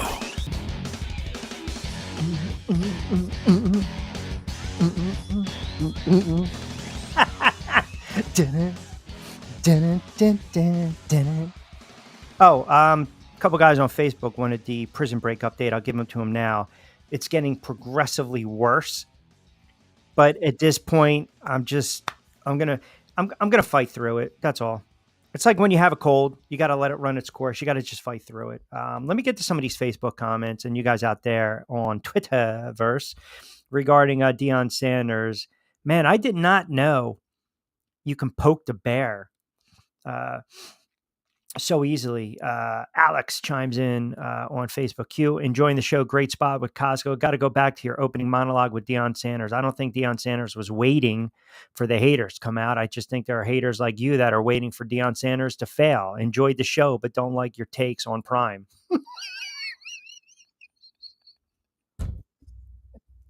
I mean, that's actually the nicest, but yet I'm not hating on the guy. I'm not. If you go back last year, the one BYP episode I did on the YouTube channel, it's like 20-something odd thousand views I did with Kosko right after they won to start the season against TCU. All I'm saying is what we get trapped in this whole, I believe there are players, there are teams, there are athletes, and some of them are front runners. And when things are going well, everything is going well. That's all I was saying. So, Al's point, and again, I'm not trying to diminish anything that Deion Sanders is doing. I hope the team does well. I really do. But again, it's just, I mean, think about this. He waited. He threw the last question to, I think, Rami Bean last night, the final question of the night. But then he reminded the media on hand she works for CBS. I mean, think about that. So I'm basically dictating, Angel Martinez, SR 102. Okay, yeah, you can ask a question or you can't ask a question. And Colorado, shame on them for allowing that. And they put that in his contract and his clause. I didn't sit there and say it was going to be a deal breaker. But for all the hoopla, what if they turn around, they only win 4 games and they go 4-7, 4-8? How is that hating? It's just being objective. That's it. We know Sanders is taking off. We know that. We know Hunter. I know these guys are going to enter the draft. It's not hating. It's not. What I'm saying is it can be any head coach. If you position yourself like that, if you want to, again, just turn around and be that guy that is constantly in your face, in your face, in your face, in your face, and then you're backing it up, more power to you. But if you're constantly cramming it down and you're all the talk and all the sizzle and no substance, and you're not winning, and the media or the fans want to be critical of you, then you then can't turn around and sit there and take your ball and jump out of the sandbox. You can't. 727-858-6650. You can't. You just can't do that. I don't care who the hell the coach is, to be honest with you. I don't. I really don't. It's all hoopla. Yeah, exactly, Hugh. Dion, all about the clicks and attention. Football is really secondary. Bait and switch for all those CU fans, alumni, and boosters. And then if they do win 6, 7, 8, 9 games or get to a bowl game and they win it, who's to say he's not going to bolt for Miami, for Florida? Come on, man. I get it. Weed's legal now out there. I get it. Some of you guys are still smoking and joking. And that's okay. Getting ready to watch CU, I don't know. Maybe you guys, what are we having? Pringles? What are we having? Sour cream and onion? What are we having? Combos? I mean, who doesn't like a combo? Right? Just, take a couple puff, give. Yeah, why not? And then, boom, you turn around and this is my guy. This is my coach. I would say it about any coach, man. You have to back it up. And if you don't back it up and you're still talking and you're still trying to be that braggadocious, in your face, here we go kind of guy, then the media is allowed to be critical. The media is allowed to have opinions. The media, they are allowed to ask the tough questions. And you can't sit there because one reporter was having fun with you when things were going well, and all of a sudden you want to ban the guy. It's just Bush League, man. It's weak. It's weak. It's absolute. Listen, he's had a cup of coffee, okay, in college. I'm not talking about Jackson State. We know about that. Okay? But you're talking now big time Colorado. Relax. Just relax, man. Right? That's it. Relax. Gas pump guy. Q, don't say Dion's going to come to Miami. We do not want him down here. I like him, but I don't want him as a coach. It's interesting. 727-858-6650. That's an interesting take. I mean, listen, it's the Dion effect. It's the Dion effect. And he's got it. He's got it. But when the shit hits the fan, then we see who you really are. I hope they do well. I hope they flourish, man. Vince chimes in. It all counts during the resume. One losing season, 3 losses at Jackson State. Got to show a little respect. I'm Vince, appreciate it, pal. I'm giving him respect. All I'm saying, you can't pick and choose. You can't pick and choose, man. And it does bother me that you're banning a guy. I just think that's utterly ridiculous. And Colorado's backing him. Why? Because they know where their bread is buttered. You talk about any coach that's kind of exploded on the scene. Think about this for a moment. Because now Dion's in the spotlight. How come no one's talking about Harbaugh, Michigan? No one's talking about Harbaugh, Michigan, are they? It seems as though that was light years ago. And all the, the penalties that should come down. And all these allegations. And I'll tell you this, people now want to rip down his resume. That's what they want to do. But see, everyone's going to sit there and they're still going to praise Harbaugh because he won. We're not going to tarnish your resume, your legacy. And I said this last year. When he wins, it's a big FU to college football, and he's going right back to the NFL. And that's exactly what he did. I'm not saying he's not a genius. I'm not saying he's this guy wins, man. He's a leader of men. Can't dispute that. Cannot deny it. But all of a sudden, we're going to forget about what transpired, the allegations, the cheating.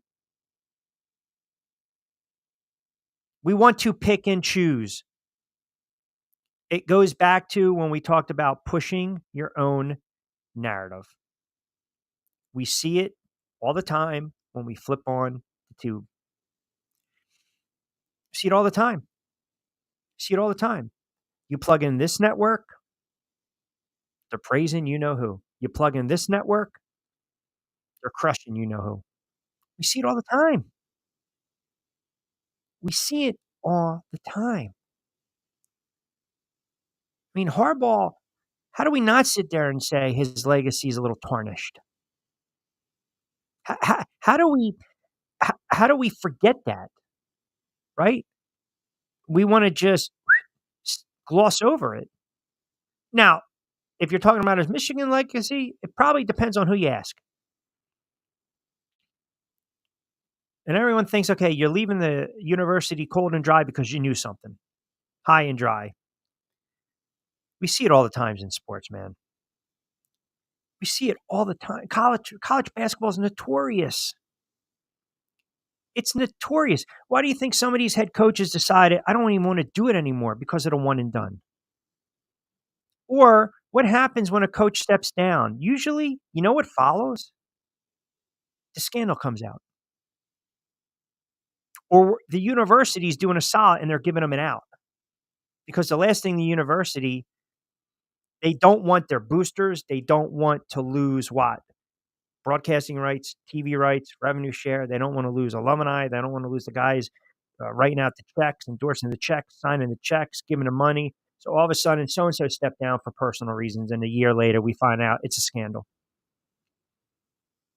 Or, hey, you know what? He ran his course. We thank him for his time with the university, and we're still going to pay out his contract. We're still going to give him his 3 years at $25 million guaranteed. Has anyone heard what's going on with Mel Tucker? I mean, has anyone? What's going on with that? Was that not a scandal? Right? And you would think we would hear more about it because if you go back, and I think it was several months ago, he turned around and he won that court fight against the release of text messages. That was a huge story. But where is it now? Buried it. Buried the lead. We got short memories, guys. We got real short memories. Big time short memories. I'm not talking like Arnold Schwarzenegger in Total Recall memory. I'm saying that we have very short memories when it comes to this kind of stuff. I hope Colorado flourishes, man. I hope they friggin' score 35 and give up 40 every single week. Why? Because I am going to just be banging the over. I am just going to be banging the totals when it comes to Colorado. So I'll take it. Fall behind 17. Let this kid throw it 35 times. And you know what I'm just going to keep doing? Cha-ching, cha-ching, cha-ching, cha-ching. Cha-ching, cha-ching, cha-ching, cha-ching. Do you want a receipt? Do you want a receipt? Do you want a receipt? I'm going to bang, bang, bang. And then, yeah, we're going to make some money. But I say, in seriousness, if you win, we don't care what you do. We don't. You ask anyone in Miami right now. Ask anyone in Miami right now with the Hurricanes. Do you, right? I mean, think about this. You're talking about a once proud, storied university. And the expectations are on another level for the Hurricanes this year. They are on another level because everyone's waiting for the other shoe to drop. They are. Everyone's waiting for the other shoe to drop. They're waiting to see, do we trust the head coach? Can we consistently win with the head coach? Is this the year that they put it all together? I like Mario Cristobal. Always have. But again, you got to win this game, man. You have to win this game. And if you sit there and say, who's on the road to rebuild? Is it Miami? Is it Florida? Well, listen, whoever loses tomorrow is in trouble. Because that might send them into a spiral. And you're talking week 1. Now, don't tell the fans that. And I can't give you that playoff mulligan. And I can't give you that consolation prize at the end of the day. But again, I look at this. When you have a 12-team playoff, 1 or 2 losses won't end a team's title hopes. But you're not saying that when it comes to Florida and Miami. You're just not. It is a must-win game for both those schools and universities. It is. It really is. These two, they hate each other, man. They hate each other. And you look at these facilities and these they were behind the facilities. The rosters were underwhelming. Prospects look bad. It's a huge game tomorrow. There is pressure on Miami big time, especially when you're going against an in-state rival, especially when you have some expectations where, hey, we believe you're going to win 9, 10 games. It's right there for you. So you can talk the talk, but you got to be able to walk it. That's all I'm saying. That's all I'm saying. 727-858-6650. Let me hear what you guys are saying. 727-858-6650. A couple more Facebook comments. What do we got here? Pull up. The ones that are nice when they're ripping me. I don't mind. Angel in Camden. How about that? Camden, New Jersey.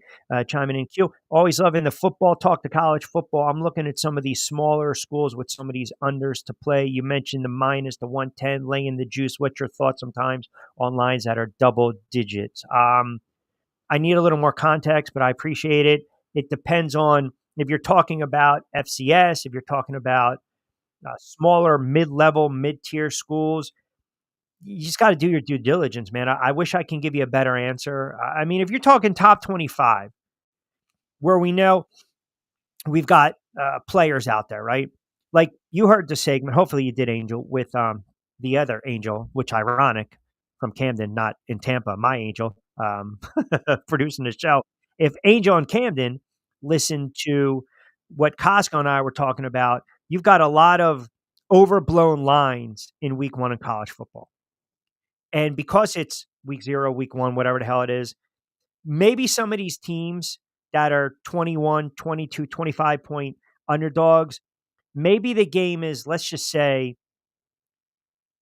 30-6 going into the 4th. Let me give you an example.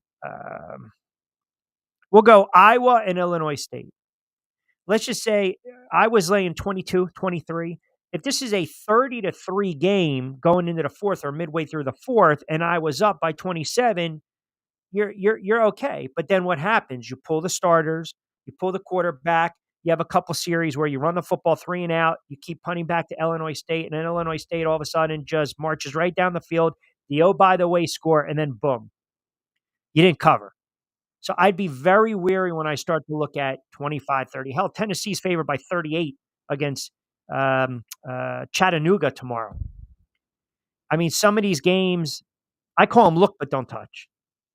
727-858-6650. We'll get back to more of your comments and your texts and your comments and texts and messages as well. We'll get back to that in a moment. 4:30 as we reset the table. We'll take you up to 5 o'clock straight up on this Friday edition of The Drive with Q. Rich Quinones here. Angel Martinez behind the glass, producing the show, keeping us on the air. Not to be confused with Payne Hill in South Jersey and Camden, who, by the way, used to listen to me when I was on 1290 The Ticket. Now we call it 1290 The Cricket because I don't even know if the station's in existence anymore. But he was a big-time fight fan, and he used to spar with this kid, Josh Mercado, who had a cup of coffee in the ring. So I'm just kind of tying in. So we appreciate the listenership, or could be a second or third cousin to Angel in Tampa. I don't know. But anyway, 72858-6650. We'll take you up to 5. Keep it locked in right here. Don't forget, download the app. Check us out online. SR1029thegame.com. Southwest Florida's newest game in town. You can hashtag SW Florida. And as we like to say, we see you. We see you watching us. We'll take you up to 5. Quick timeout.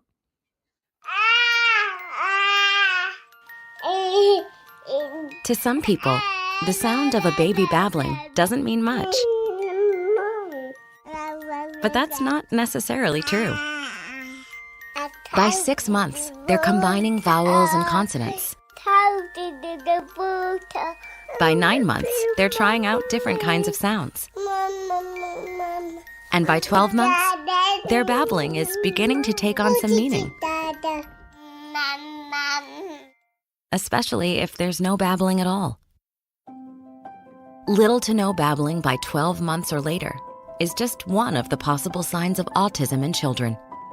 Early screening and intervention can make a lifetime of difference and unlock a world of possibilities. Take the first step at autismspeaks.org. A public service announcement brought to you by Autism Speaks and the Ad Council. The following is made possible by Dad. Why was the basketball court all wet? Because the players kept dribbling all over it. The dad joke. Corny, grown-worthy, but also one of the simplest ways to share a moment with your kids. Why do you have to be careful when it's raining cats and dogs? Because you might step in a poodle. And kids that spend more time with their dads grow up to be smarter, more successful. Can I tell you a cat joke? Just kidding. And with any luck, funnier adults. Why didn't the skeleton go to the dance? Because he didn't have anybody to go with. Dad jokes rule. So take a moment to make a moment and give your kid a laugh. It's as easy as going to fatherhood.gov. Brought to you by the U.S. Department of Health and Human Services and the Ad Council. That's really funny.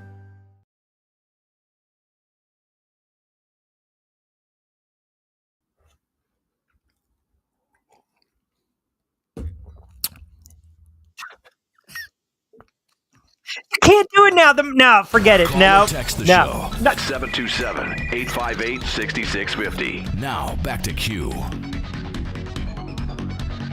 The moment, 10 seconds of dead air, the moment's gone.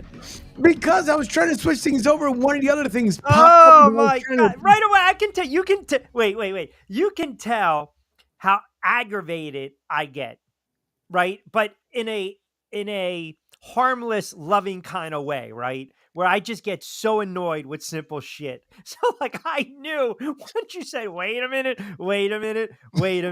here we go. Drop the liner. We're off and running. 727-858-6650. Let me hear what you guys are saying. A lot of college football talk. We're talking CU.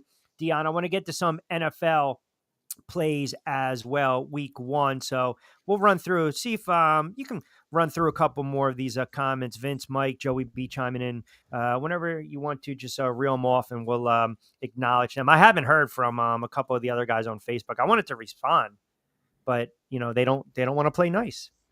They don't want to play nice. I don't know.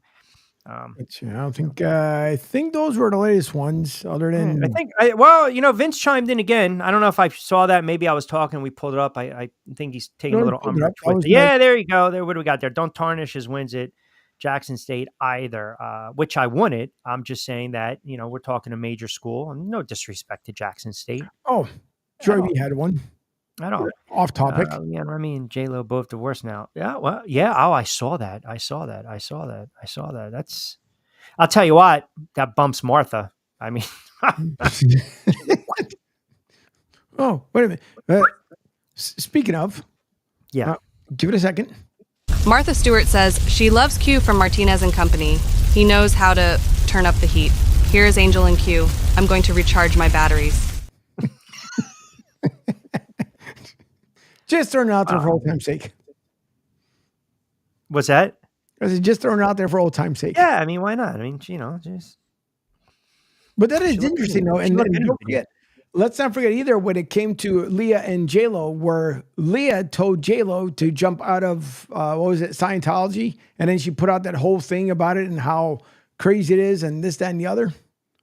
Yeah. I never got into that. I mean, if you're gonna cut me a check for like, I don't know, $100 million, I mean, shit. I'd probably be the jerk off that drank the punch first. Right? You get everyone around there, and we're sitting in the car, and they're like, we're almost there. And I'm like, Jonestown, this is nice. Everyone's running around, and here we go, and they're having fun. And, of course, you want to be there's always that one guy that's like, yeah, give me it, I'll take it. And that'll probably be me. 727-858-6650. By the way, NFL Thursday night, I did get a couple comments on Brazil. Brian chimed in, listening in North Jersey. Q, really loving the show. First time I found you on the dial right here on SR 1029 FM, the game. There you go. We love that. You mentioned Brazil and everything that's going on. There's absolutely no way that the NFL is going to have egg on their face and not play this game. I understand your point of view and I respect your point of view, but again, it's the NFL. It is a billion dollar industry. There's absolutely no way they're going to do it. It would be, in your words, quote, a logistic nightmare, end quote. Really enjoying the show. Thank you, B. I appreciate that. Yes, they're not going to. I was just making a point that there's a lot of stuff going on in Brazil, and the NFL's kicking off in a couple of days on Thursday, and then the Eagles and the Packers play on Friday. So I saw some players come out and say it as well. I was looking at the week one line. That is a game, believe it or not, I'm not going to touch. Now, Baltimore and Kansas City, they kick off the season. Thursday night, NBC, here we go. Kansas City at home. They're laying 3.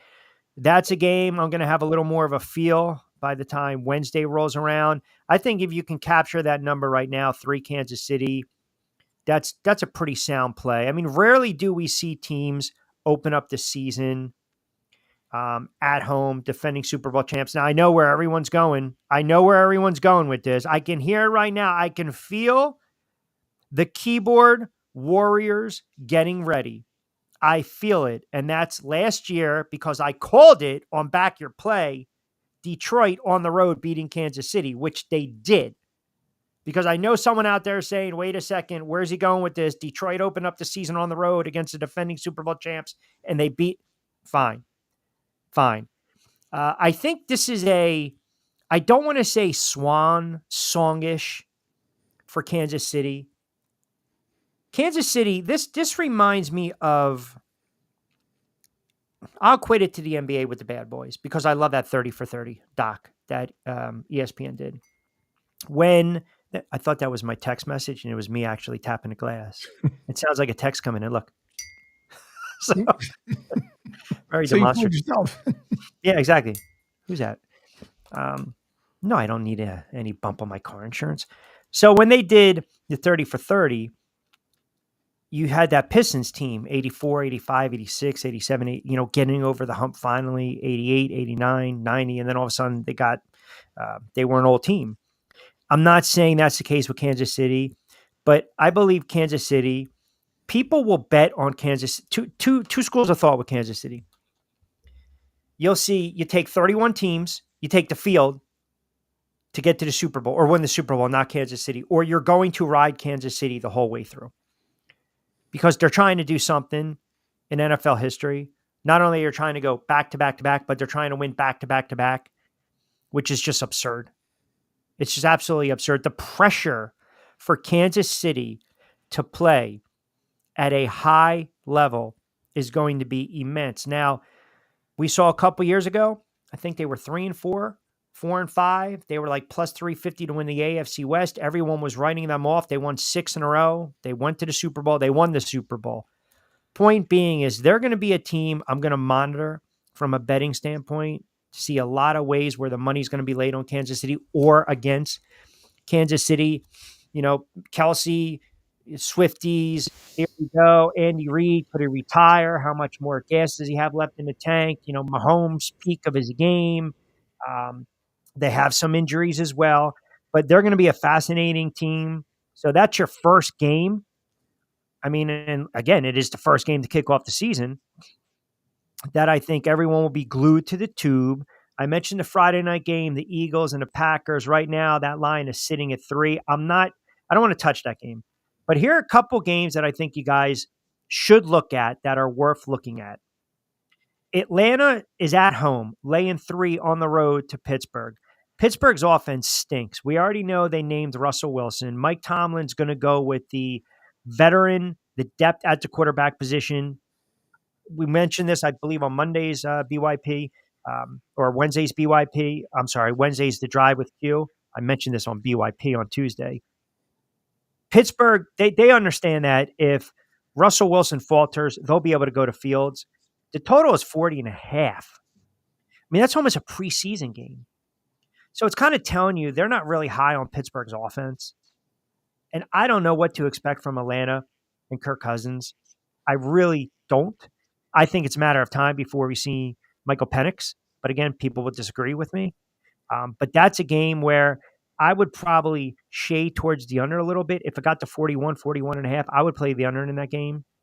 The Cardinals and the Bills, I'm not touching. There's too much talk about the Cardinals potentially making a run out of the NFC. And there hasn't been enough talk about Buffalo and the window closing, even though Buffalo's laying 6 at home. You got the Caleb Williams era starts in Tennessee. Chicago, well, I should say it starts in Chicago against Tennessee. Chicago Bears are a 4.5 point favorite to open up a season. Chicago Bears, follow me now. 4.5 point favorite at home against Tennessee. Again, this is one of these games where I say to myself, okay, look at the depth chart of Tennessee. Look at the quarterback positioning. There's going to be a lot of fanfare behind Williams. The Bears faithful, they're in it. They're ready. Here we go. They haven't had a quarterback in years. New England, if you guys listened to me over the last several months, you know by now at nauseum, I think New England is going to be a horrible football team. I don't like the fact that the head coach was kind of playing chess and checkers and just kind of backgammon with the quarterbacking position. Whether it was going to be May, whether it was going to be, I just don't like that. I don't like the fact that you got a young head coach coming out on the record saying this quarterback's out playing that. You never say that, man. You keep that stuff in-house. You do not disclose that information to the friggin' media of all people. You just don't. You don't. And I don't buy for a minute he's trying to leak something to light a spark under one of these quarterbacks' fannies. I don't buy that at all. I don't like the roster. I don't like the fact that the coaching staff was poorly constructed. They just traded Judon. It tells me defensively they're not going to be the team that can hold teams under 20, 23 points. That is a game I'm looking at. If you're Cincinnati, if you're worth your salt, you go out and you blow them out by 17, and I know they're laying 9 already. Texans and the Colts. Houston's laying 3. I don't have a feel for that one. For the Miami audience, Jacksonville and Miami, there's a lot of fanfare behind Miami. Tua, the contract. Lawrence got paid as well. Miami's laying 3. That might be a fun game to just watch from an offensive standpoint. Right now, it's at 49.5. That's the total. I can see a 27, 24, 28, 26, 31, 24 type of game. Here's a game that I'm looking, I'm not touching. Right? I'm looking, I'm not touching. It's like, when you go to a strip club, you get the couch dance. I mean, come on, guys. What do they tell you? You can look. You don't touch. You got to go back in the champagne room where, rule of thumb, the wallet's in the front. So that is a game. I know Joey B is going to come in with some wise-ass comment. But anyway, Panthers and the Saints, look but don't touch. The Giants were like a home favorite, and now they're dogs at home to open up the season against Minnesota. I mean, if someone told me you can profit off the Giant losses, from a gambling standpoint, yes. From a fan standpoint, I already know they're going to stink. That's a game I don't really have a feel on right now. Early on, Raiders and the Chargers. It's going to be a fun division in the AFC West. New look Chargers, Raiders, Pierce, they slapped the interim tag on him. The Raiders are getting for Denver and Seattle. Here you go. You got Seattle 5.5. You got a rookie quarterback. What did we say about rookie quarterbacks making their debut on the road? Denver's going with Bo Nix, right? Going with Bo Nix. So that's something to watch as well. Jovan, take that under 41.5 on Giants and Mini, and maybe the under on the Giants total team offense. Jovan, who we're going to have on during the season, is like me. We are not fans of Daniel Nichols. We are not. I'm not. I like Daniel Jones. I think he's a nice kid. I think he's a talented quarterback, but he's just too sporadic and inconsistent and injury prone. 41. If the Giants lose that game, I'll go on the record right now. If the Giants open up the season and they get embarrassed by Minnesota at home and Daniel Jones struggles, you'll have 1 week where they're going to say get rid of the head coach and bench the quarterback. Mark my words on that one. Dallas against Cleveland. Obviously, Dallas with the big news, CD. A lot of people think Dallas is taking a major step back. Cleveland, quarterback, man. Quarterback, Deshaun Watson, is he going to be engaged or what? They're laying 2.5 at home. New look, Washington Commanders at your Tampa Bay Buccaneers. Bucks a 3.5-point home favorite. Again, rookie quarterback on the road. Rams and the Lions. That might, go ahead, Angel. I'm sorry. No. Go ahead. Okay. I got 2 more for you. Rams and the Lions. That also might be a look, but don't touch. I might actually, I want that under to dip to 48, 49. I think it's going to sit and hover right around 49, 50. It's at 50.5. If it was 49, I would play the over. And then the Jets and the 49ers, which might be the most intriguing matchup of the weekend because everyone is, riding the Jets and Aaron Rodgers. Everyone is. Everyone is on the Jets, Aaron Rodgers. Here we go. This is it. Defense. They're going to make a run. Robert Salah. Boom. Aaron Rodgers got the whale sperm, smoked and joked. Buddha this, Buddha that. Rub it on the ankle. Rub it on the Achilles. Start to sling it. Bam. No.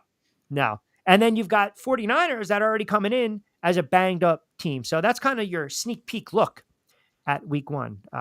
In the By NFL. the way, did you say, 2 things. One is we're probably getting, looking out the studio window here about, I would say on average, about 5 lightning strikes within like 2 minutes. So it's, if I would turn the camera the other way, then everybody would see outside the studio window here. But did you see that obviously, it was going to last long. Why did anybody think that Aaron Rodgers was going to change his ways from Green Bay over to New York, where now the articles are finally coming out and saying, he's the same old, just put in the new car and the used car tires and keep it going. I said it last March.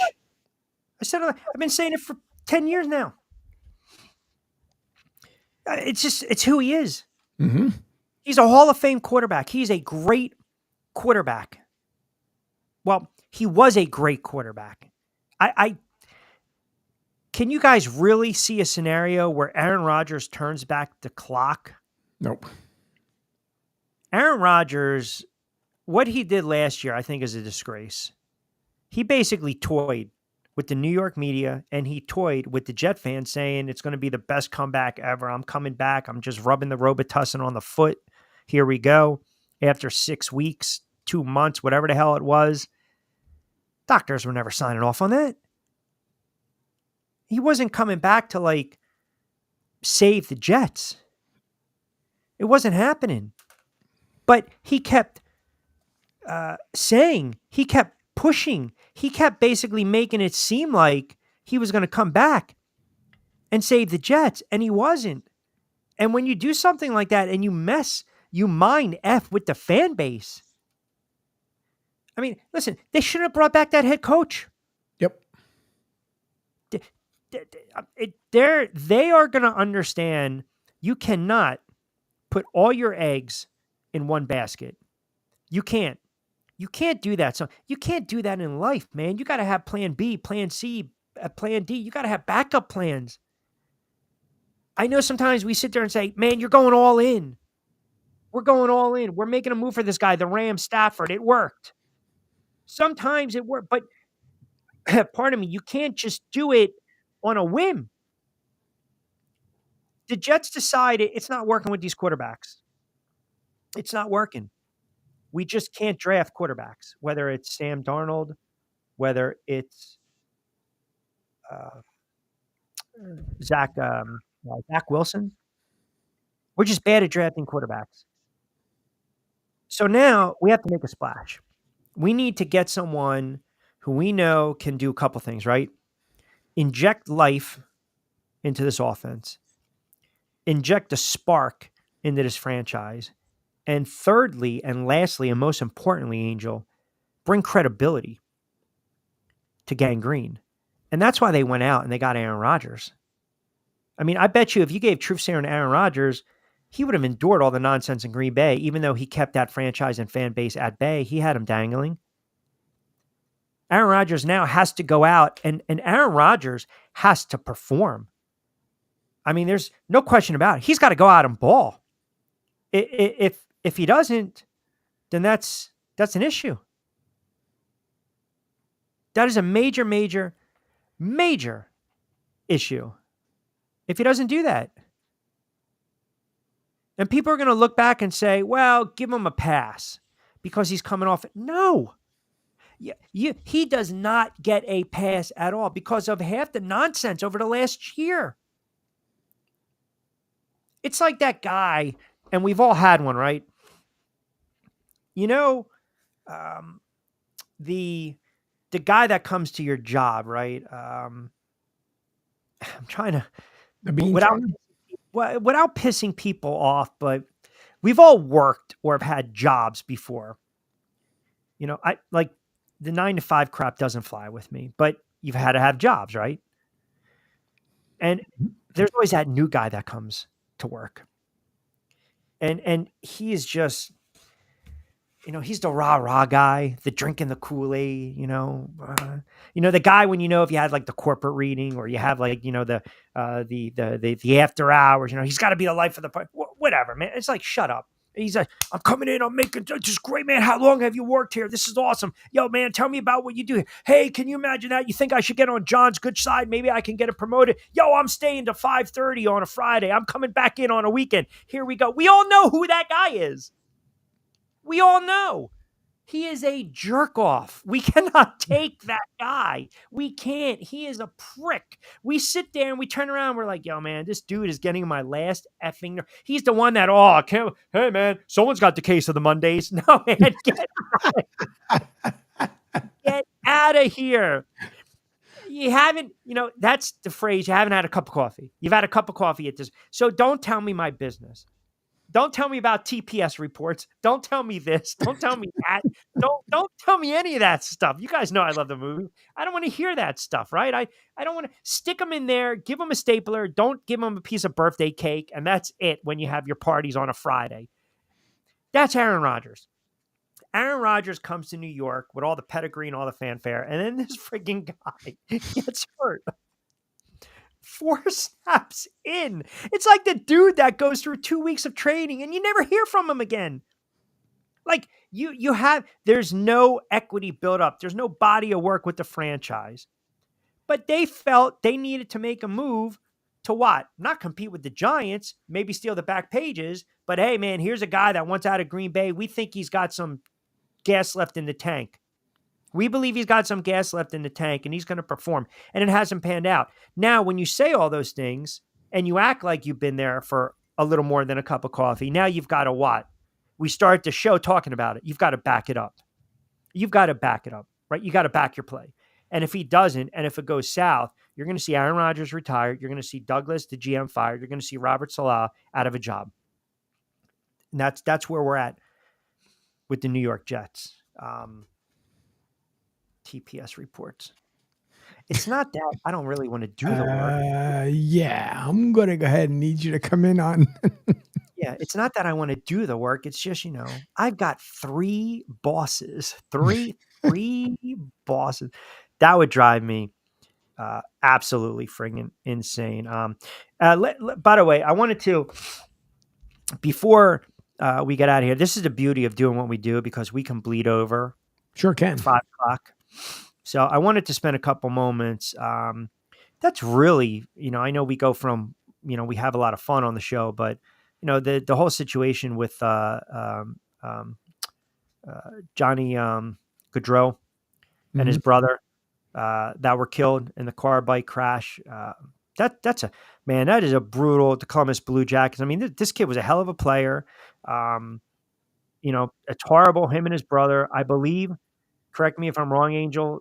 It was they were going. I mean, the kid was born in Salem County, which is basically near Cumberland County if you're going down to Delaware. So it's about 45 minutes or so from where we are, because I caught a lot of games down in that area, sports-wise, high school-wise. But they were getting ready for their sister's wedding, and then what happened? Boom, drunk driver. I mean, we all know that story all too well. I mean, it's really sad, right? I mean, it's sad when anyone loses their life. It's sad when a young person loses their life. But this kid was 31 and his brother lost his life. And, the kid was a really good player. And by all accounts, family man, good guy, his brother, good guy. And then boom, you get this clown that was popping 6-7 beers, right? Under the influence, been charged with 2 counts of death by auto, along with reckless driving, possession. This is what drives me nuts. Possession of an open container, consuming alcohol in the car.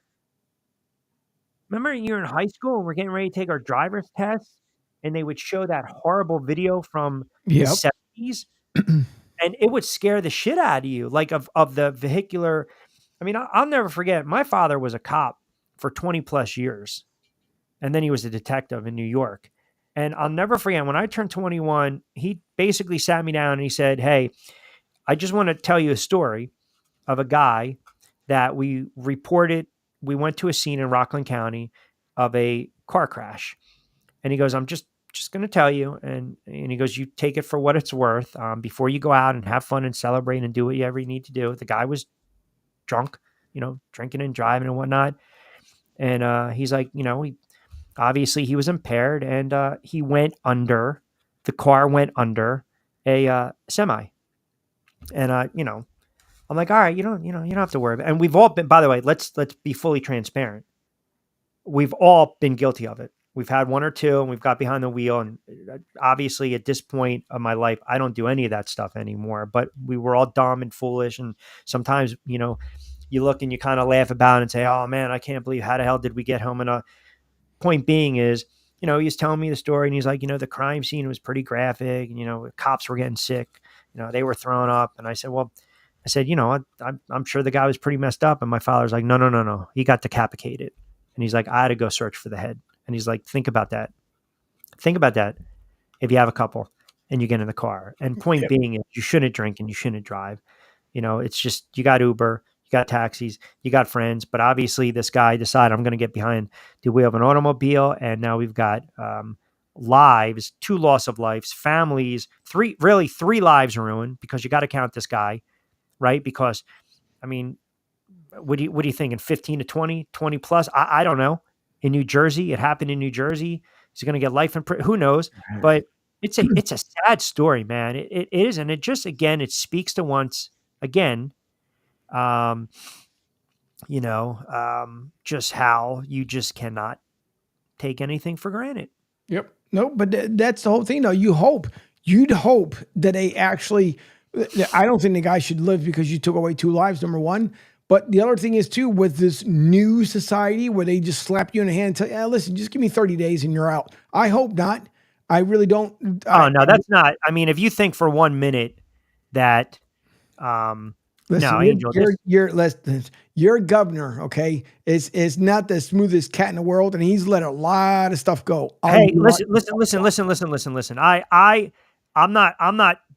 am not disputing that at all.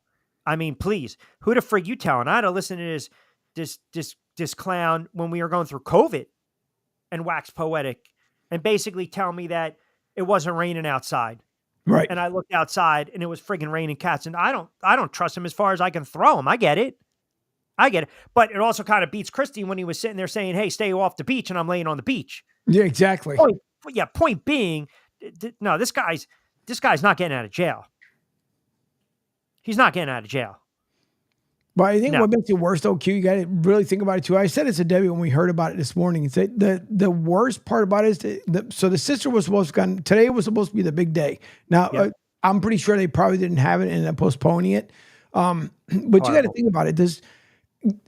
I wonder if the sister is going to feel like some sort of guilt. It's not her fault by any means whatsoever. Because I always say that, you have your day marked on a calendar and you have a detour day. right? You know that you were supposed to go out on this day at this time, whatever it was, and then you hear about an accident. I'm like, you know what? I was supposed to actually be on that road. But you wonder, and I hope not, because she shouldn't feel this way. But you almost think like, what if if the wedding wasn't, let's just say per se this weekend, next weekend, like things that are meant to happen, unfortunately. And well, we don't want anything to happen to our friends, families, to anyone whatsoever. But I just hope that she doesn't feel the guilt for the rest of her life, like she was the reason why they're no longer here. Because it happened. The same way too with people getting drunk behind the wheel. I don't know why on God's green earth they continue to do so. Listen, what person, even I think a bartender in right mind would be like, listen, you know what? Give me your keys. Even if you pay for the person's ride home, let's say the Uber, it was going to cost them $45. Bartender says, listen, I'm not going to do it on the app. Here's $45. Can you do me a favor? Can you just make sure you get him home? Then the guy has to spend, God forbid, another $50 the next day or call a friend to go get his car. But at least he's sober. No one dies. But unfortunately, these people and choices, which I say all the time, you choose your day. When you get up in the morning, you either choose the right thing or you choose to do the wrong thing. I just hope you're trying to make sense of it. You're trying to make sense of it. And listen, to your point, we all have an expiration date. Like, yes, agree. I think that what do we call it? Survivor's guilt is if it's, hey man, you want to come with us? Nah, I'm not going to. And then something happens. Right. Right. But, it's just try to wrap your head around and make sense. And you just, the loss of life. And people die every day. There's accidents every day. People are shot, stabbed, murdered every day. Obviously what we do, sports talk, we try to add a little entertainment, keep it light. But when you got an athlete that dies tragically, and that's what that is, right? Because of the selfish actions of someone else. It's a stark reminder of how precious and fragile life is. But it's also this, I always believed there's ways to remedy this and avoid it. Like, I bet you there should be a contraption because, if you drink a lot and you start to sweat and it goes through your pores in some capacity where maybe, I don't know, there's a sensor in the car, won't allow you to turn on the car, but we're not there yet. But common sense should prevail. Whoever's serving this guy, or if they see him stumble out, or the person themselves, common sense should prevail. And common sense should kick you in the nuts and say, yo, man, do not get in the car. Yep. Everyone always says that. The worst thing that happens is you could have hurt yourself, but you could have killed somebody. And now look, you got two brothers are dead, and their sister, what was supposed to be a joyous occasion. A joyous occasion. I mean, I can't imagine, man, because you're talking about the day of, right? A Thursday night and a Friday, and you're supposed to get married and be in the wedding party, and here you go in a joyous. How do you even? It's like even when that day comes. I mean, I don't know if it was postponed or not. I haven't read any updates on that, and the family's business is their business. But there's always going to be that speck of you're going to look across and. Your two brothers aren't there, and they were supposed to celebrate with you, and that's what makes it just gut wrenching, just absolutely heartbreaking. Where it's supposed to be her day, right? Because it is always about the bride, not the groom. Her day, and now it's going to be this unfortunate, hopefully not for the rest of her life, sad reminder of those that weren't there. Why? Because of the actions of one. Selfish individual. I mean, if that's me, listen, I'm, you can get into certain punishments when it comes to the law, right? But if you're behind the wheel and there's vehicular homicide, and I treat that as murder, you're not going to see you're not going to see the light of day. You're just not. And you know what's probably going to come about, and I don't know if it already has, but this driver, Sean Higgins, maybe we shed a little more light on his rap sheet. And if you find out, hey, man, this guy was busted for DUI before, or this guy had his license suspended, or this guy had his license revoked, or this guy had his license taken away, in 1999 or 2010 or 2020, whatever the hell it is, and now he's back behind a wheel. He didn't learn his lesson, then yeah, you know what? Stick his ass in jail for the rest of his life. Put him in a dark hole. That's the way it should be. But the problem is, too, is that the system, and that's everywhere, all 50 states. The bad part that they have is that they know, like here in Florida, first offense, it's like 75 years on your license, period. It's non-negotiable. It's just the way it is. But the bad part is, and it's two-part. One is that if you got pulled over for DUI, unless you say no one got hurt, they just happen to see you swerving all over the road, you get pulled over, go to jail the whole 9 yards, blackout test, you say you don't want to do it. Now all that just added up.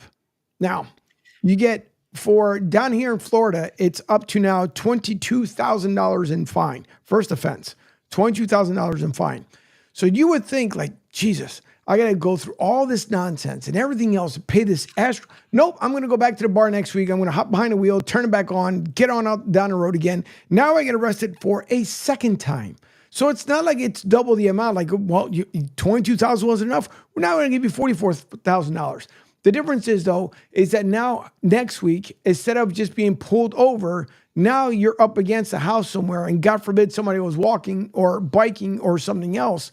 And then what? So to me, if they're going to be tough on these DUIs, there's got to be some crazy, just out of this world thing where it's like, listen, you got one, and that's it. That's it. The first one was it. After that, if you decide you want to do your own thing, you won't see the outside world anymore. So he made his court appearance today. His first appearance this afternoon, Salem County Court. He was ordered to be held behind bars until his next detention hearing on September 5th. Quote, this is from him. So I'm here until Thursday, Higgins asked Judge Michael Silviano at one point during the proceedings. I'm reading this right off the New York Post.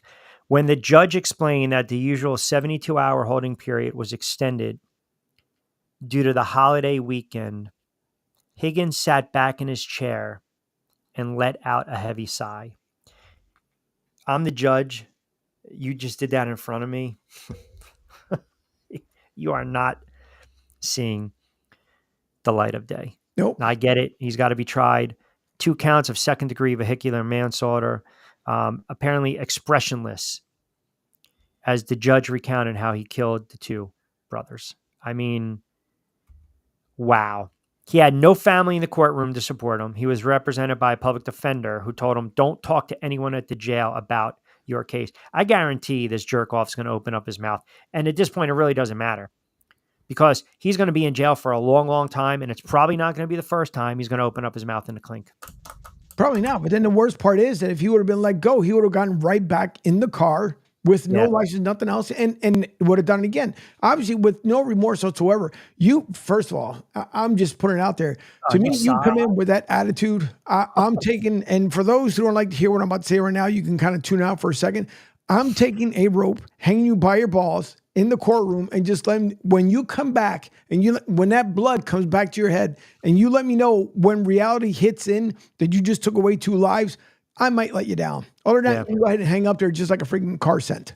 Yeah, listen, I can't argue with that, my friend. It is a all-around horrible. You're talking about husbands, fathers, sons, brother-in-laws, nephews. I think it was 2 boys that he had left behind along with his wife. Horrible. And again, you talking about as far as come next year, the anniversary. Let's just say if they postpone the wedding till next week or something else, because I don't think they would want to have a wedding knowing that now, they have to deal with the loss of the 2 lives. I mean, funeral arrangements. How do you go about that? It's horrible. Right. That's horrible. What I mean. And then come next year when this was supposed to be your anniversary date. Now it's the anniversary date of losing your 2 brothers. That's why these people, listen, folks, that go out there and they just drink and they don't care. They got busted for the 18th time, just like the criminal who gets arrested, puts in the jail for 24 hours, lets back and goes right back into the same exact crime. I mean, there's nothing in this world that you can, and people say, well, they should get a mental health check. What mental health? They don't know what the hell that is because they don't care. So for him, the loss of 2 lives has been absolutely nothing, and how much you just change the world upside down. But then what happens if, God forbid, I'm not saying he has a child or anything else like that, but what if he had a 8-year-old daughter and then the same thing happened? Now all of a sudden the story changes? Listen, this guy's, he's going to be in jail for a long time. And it's unfortunate, man. It's unfortunate. And it's a sad, sad story, and it could have been avoided. But again, when you're dealing with people that just have no regard for human life. So, but I can't leave the show on a downer on a Friday.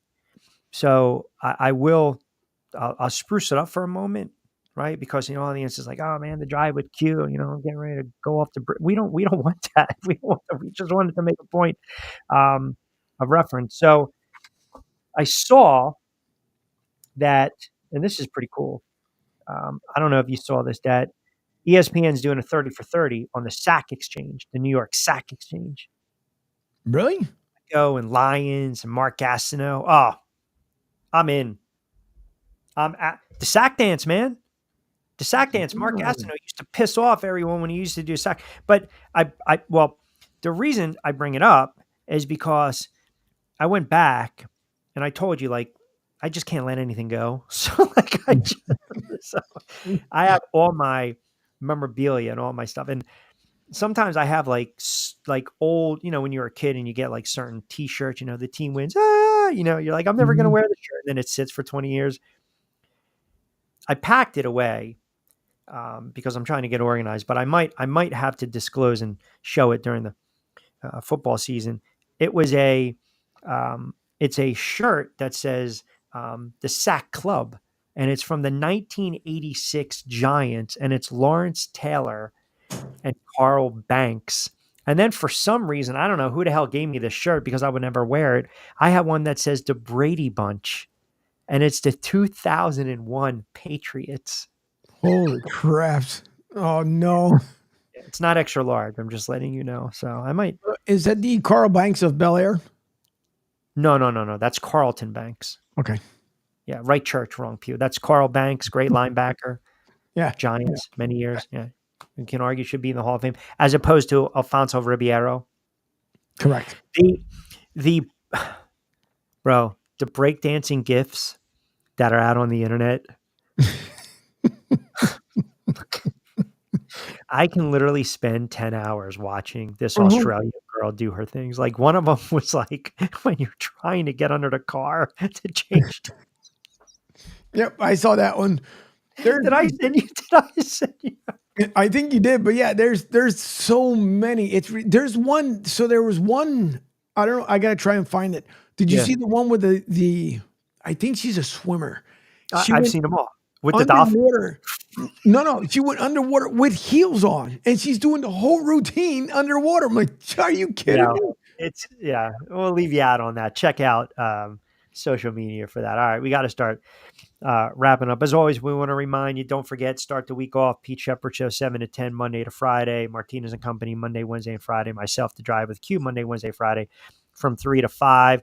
We'll be re-airing on demand on Monday, Labor Day. And then we'll be back in the saddle Wednesday, Pete on Tuesday, Lloyd Vance, Jonathan Marshall, the whole kit and caboodle, a lot of NFL stuff, a lot of college football. We'll post the plays as well. As Angel mentioned, check out SR1029thegame.com. We've got our CSN bets, and then you can also check out the contest as well. That's pretty much, if you scroll down on the homepage and you go right through our audio, our menu, it'll say the Pigskin Pick'em presented by ESPN Bet. You guys can check that out as well. Good stuff from Nick Kosko. Appreciate him jumping on board. Angel Martinez behind the glass producer show, keeping us on the air. You guys were fantastic today.